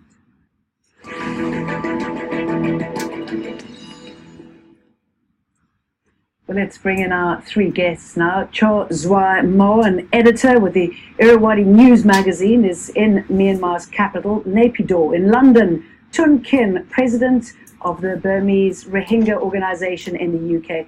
And joining us on Skype from Yangon, Adam Cooper, Myanmar country representative at the Center for Humanitarian Dialogue. So thank you very much for joining us on this quite important day, I should imagine, for Myanmar's history. Chose Wamo, how do you feel about what's happening, the fact that we're seeing a democratic elected government for the first time in 50 years?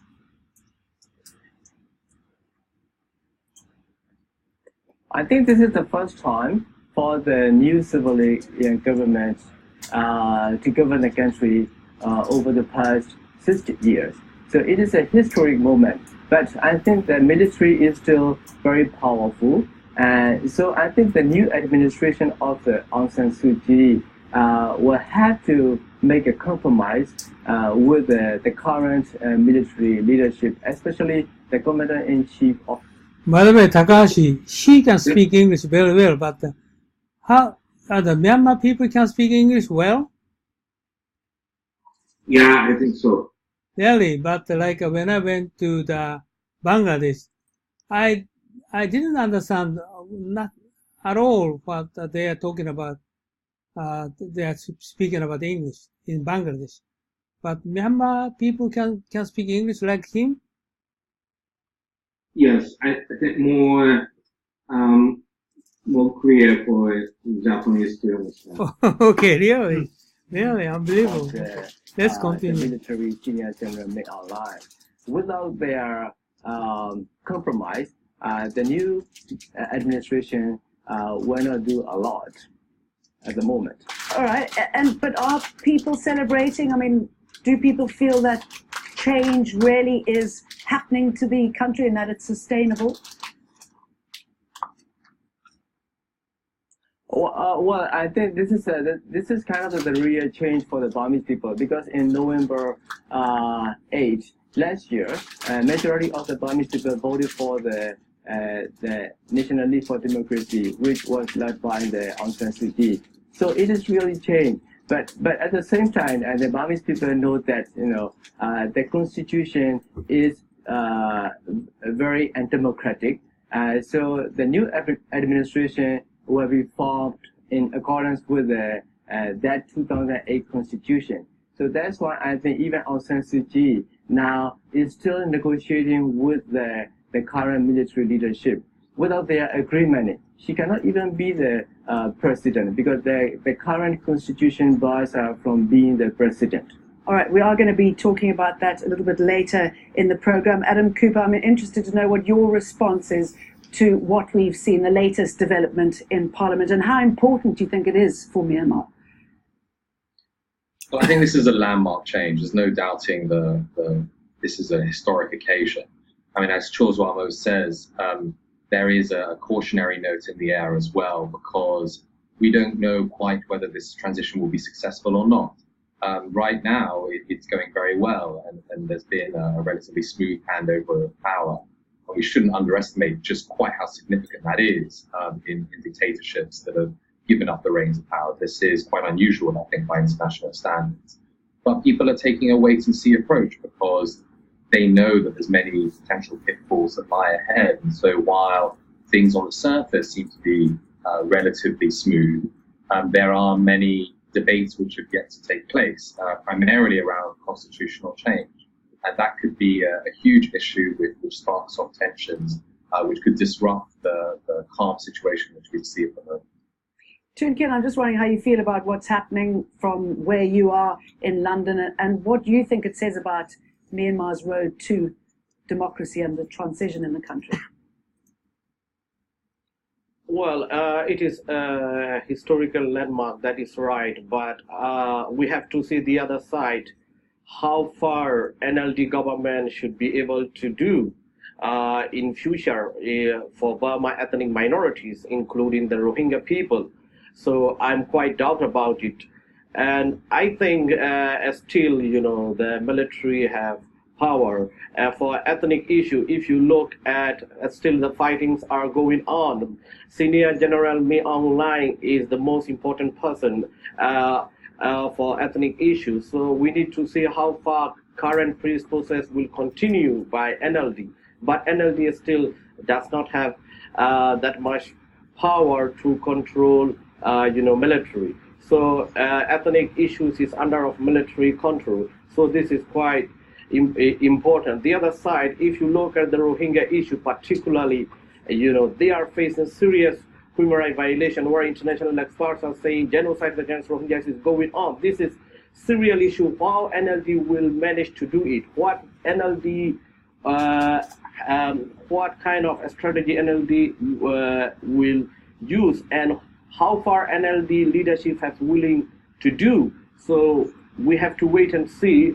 And in my opinion, NLD should have to do something very Okay, at that time, still military did not attack Rohingya. Because this is, they recorded February. Last year's February. And military attacked this year in this August. Okay, in this August and September. Attacked Rohingya. Kill them. Massacre. Burn them down, and they started to escape from Myanmar to Bangladesh from this August. Oh, I didn't know that. Yeah.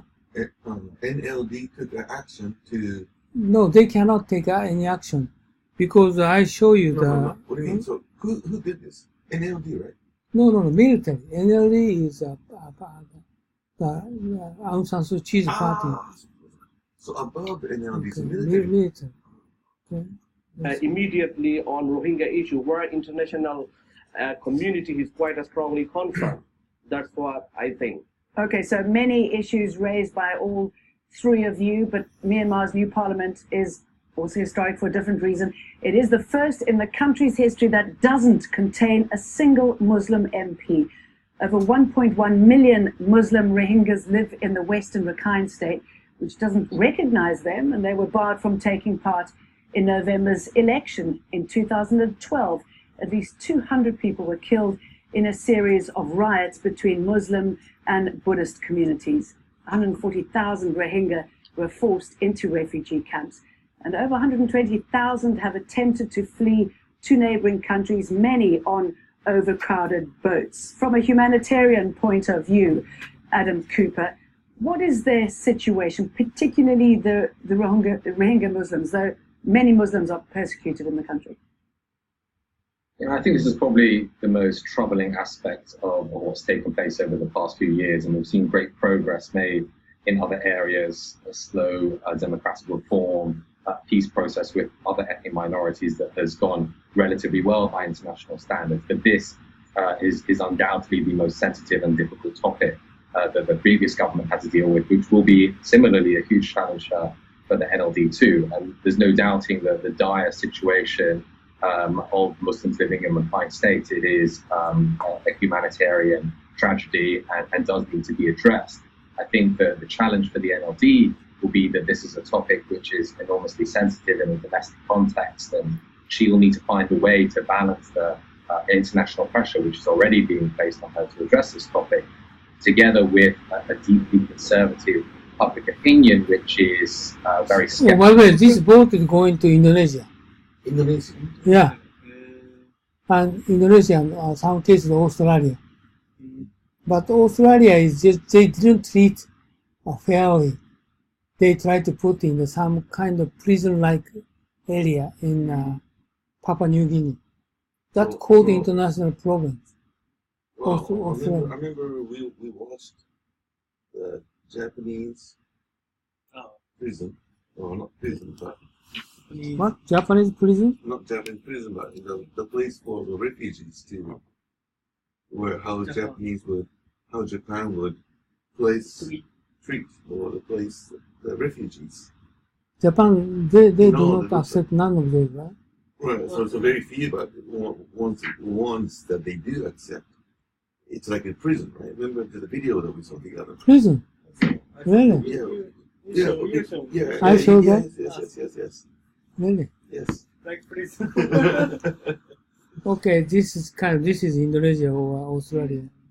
Of any changes in that area. So that's probably the thorniest topic which she's going to have to deal with. But there's no doubt that it does need addressing. shows one more. Aung San Suu Kyi clearly has a massive task in. Well, unbelievable. At that time, they are talking about Aung San Suu Kyi need going to support for Rohingya to save, right? This is more than 1 year ago. But actually, she did nothing at all, right? Okay. Nothing at all. She didn't do that. In front of her. We don't know what she's going to do about the Rohingya Muslims because she hasn't said anything about them. Why has she been so slow in taking any action on this topic? I think at the moment Aung San Suu Kyi is really focused on whether she could be president or not. I think if she can become the president, if she is allowed to be the president by the military leadership, I think she might take probably rapid action against any kind of human rights violations. But I don't think she can do it at the moment.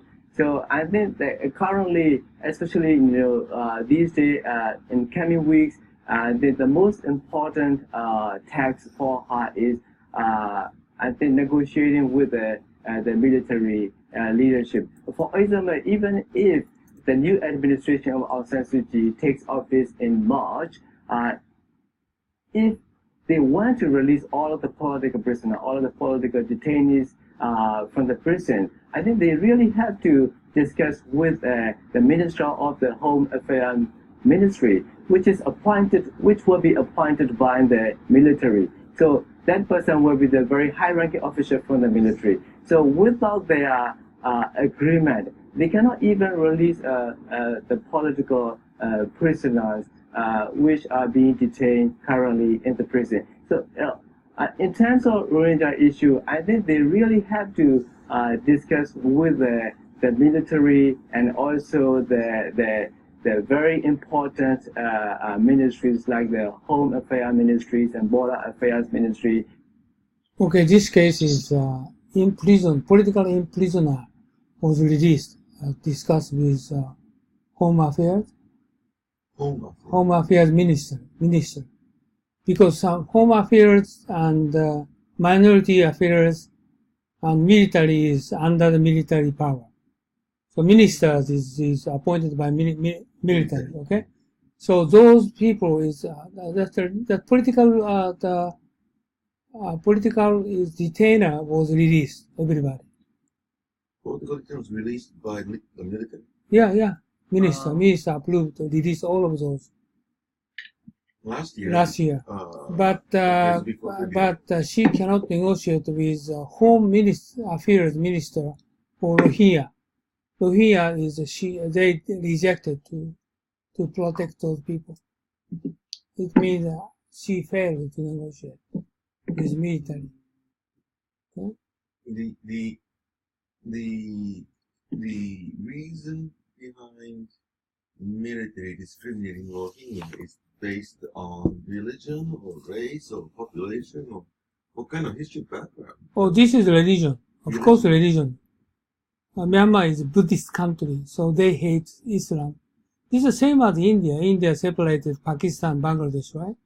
Because this is Islam people separated the country, right?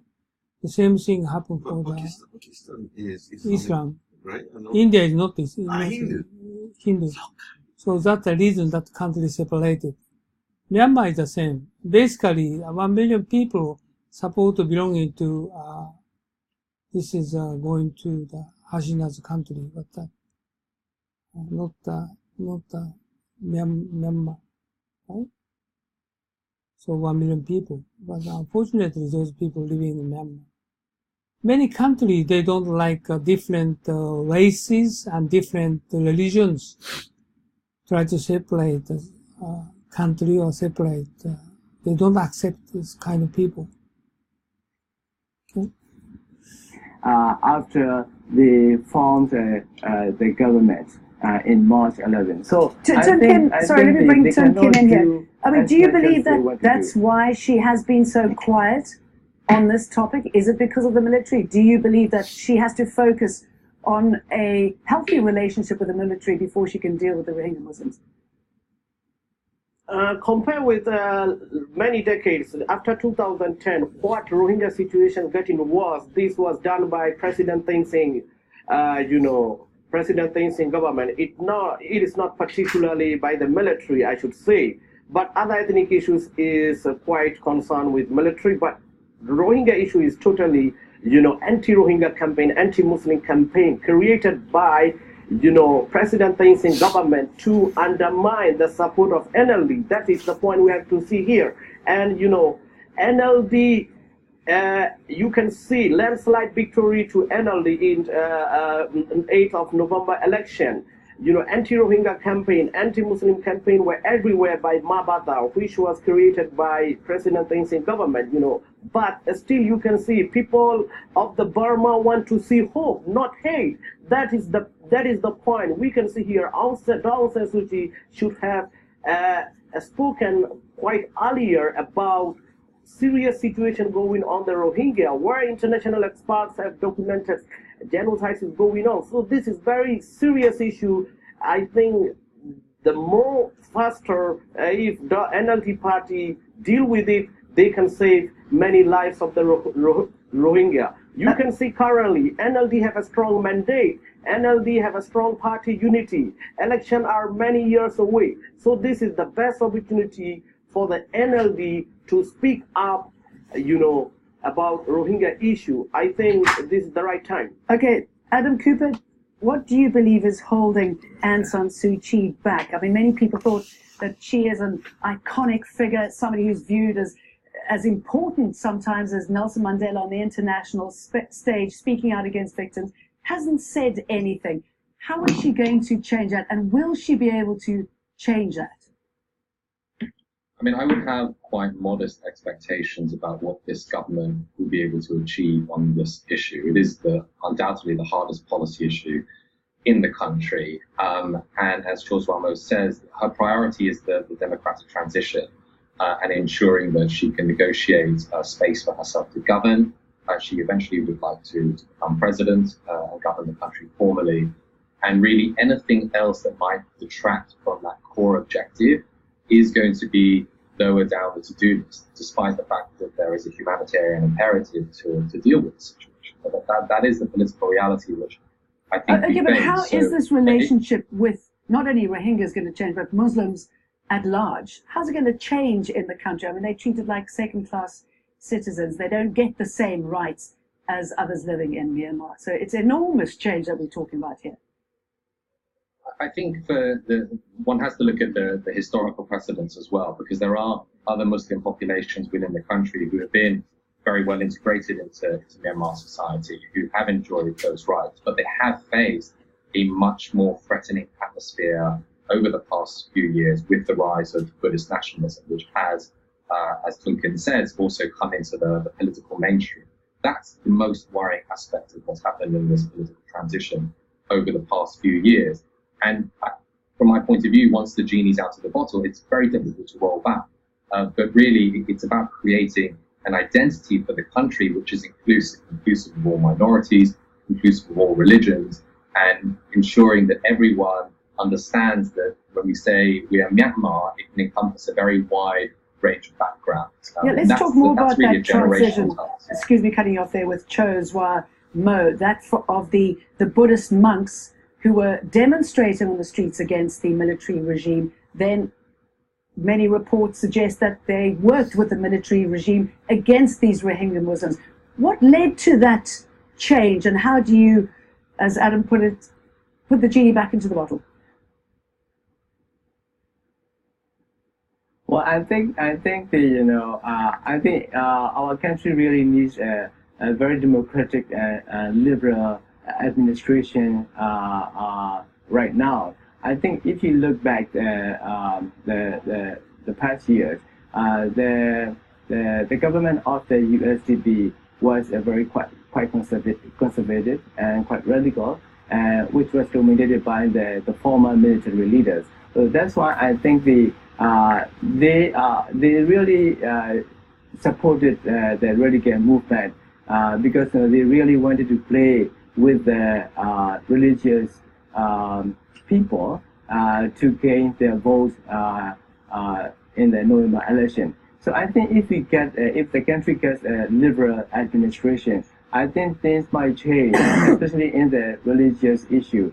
So if the NLD's administration is liberal and democratic, I don't think we will see a lot of tensions between the ethnic people, between the different religious groups. I think that's the most important thing the country needs at the moment. Overall speaking, I think the NLD administration will not commit any kind of human rights violation, which the past government did.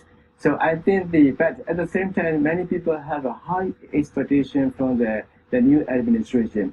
But we shouldn't forget that the NLD doesn't have any kind of experience in the government.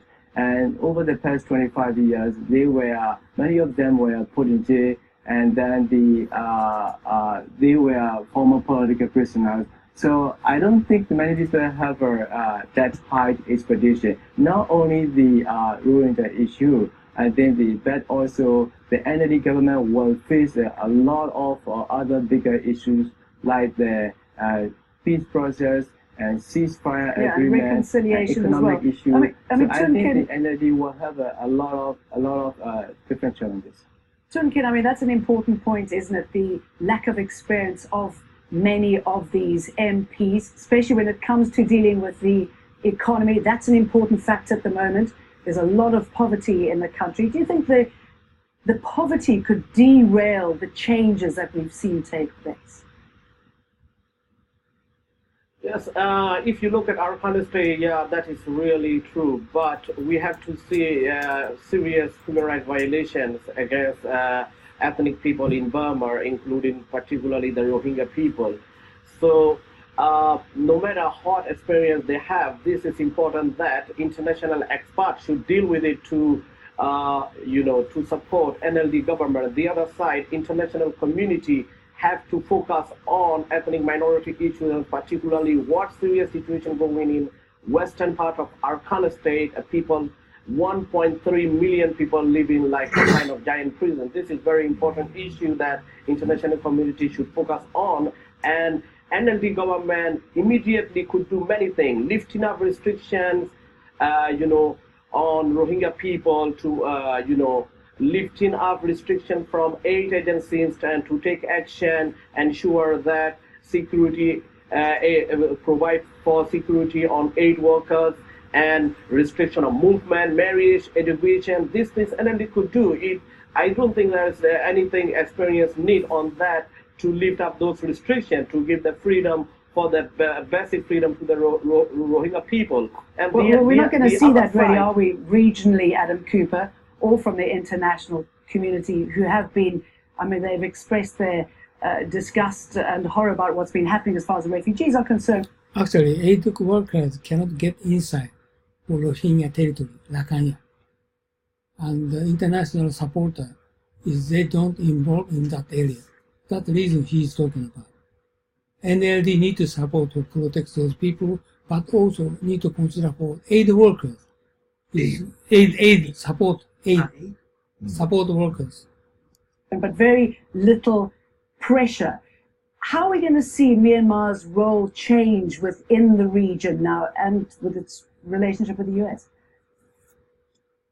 The geopolitical dimension has been one of the most interesting aspects of this transition, and there's no doubt that part of the reason that we're even seeing these changes happen over the past few years is because of the government deciding that they did not want to be solely reliant on China and reorienting their relations. And we've seen a normalization of diplomatic relations with almost all countries now.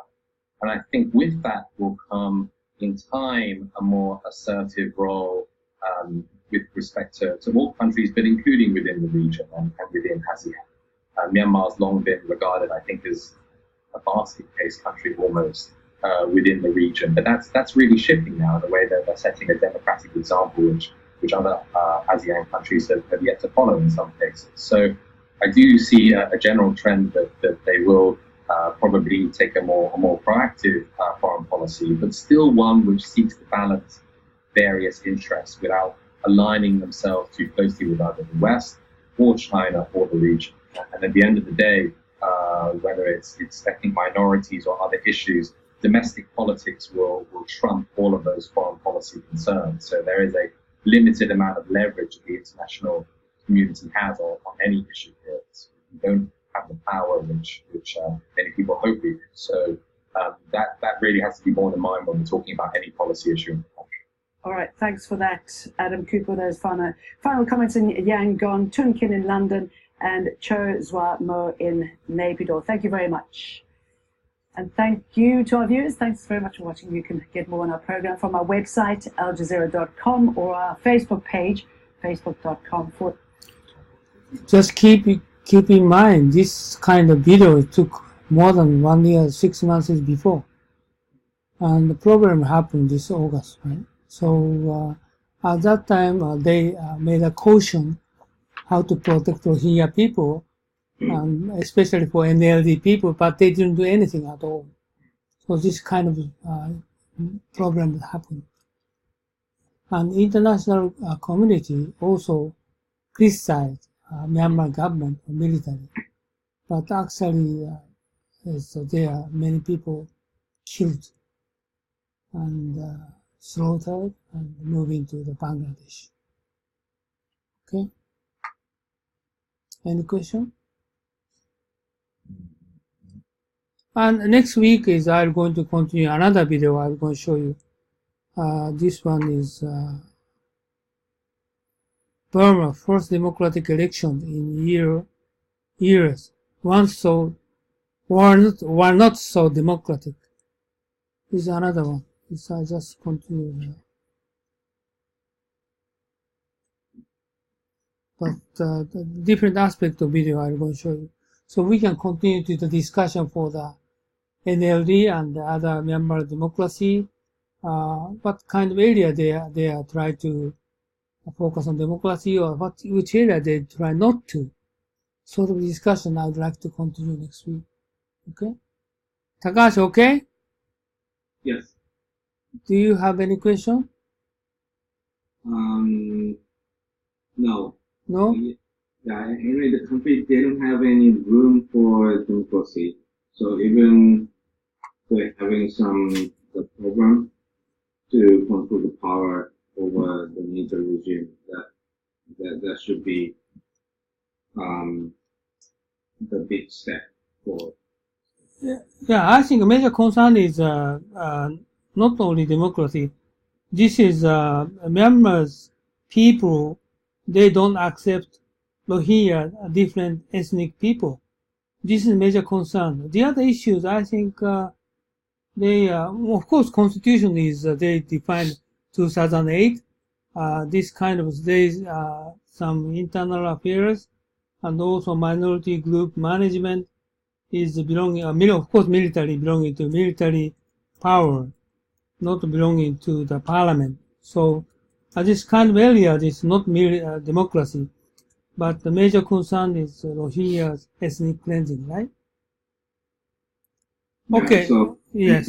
I think this Rohingya, the program have to be apart from the political transition. Right. Okay. So, are you? Yes. What is the history? What is the history of Rohingya? Where did they come? Where did they come? I think I'm not sure how many years they spent in Burma, but many years they lived there. But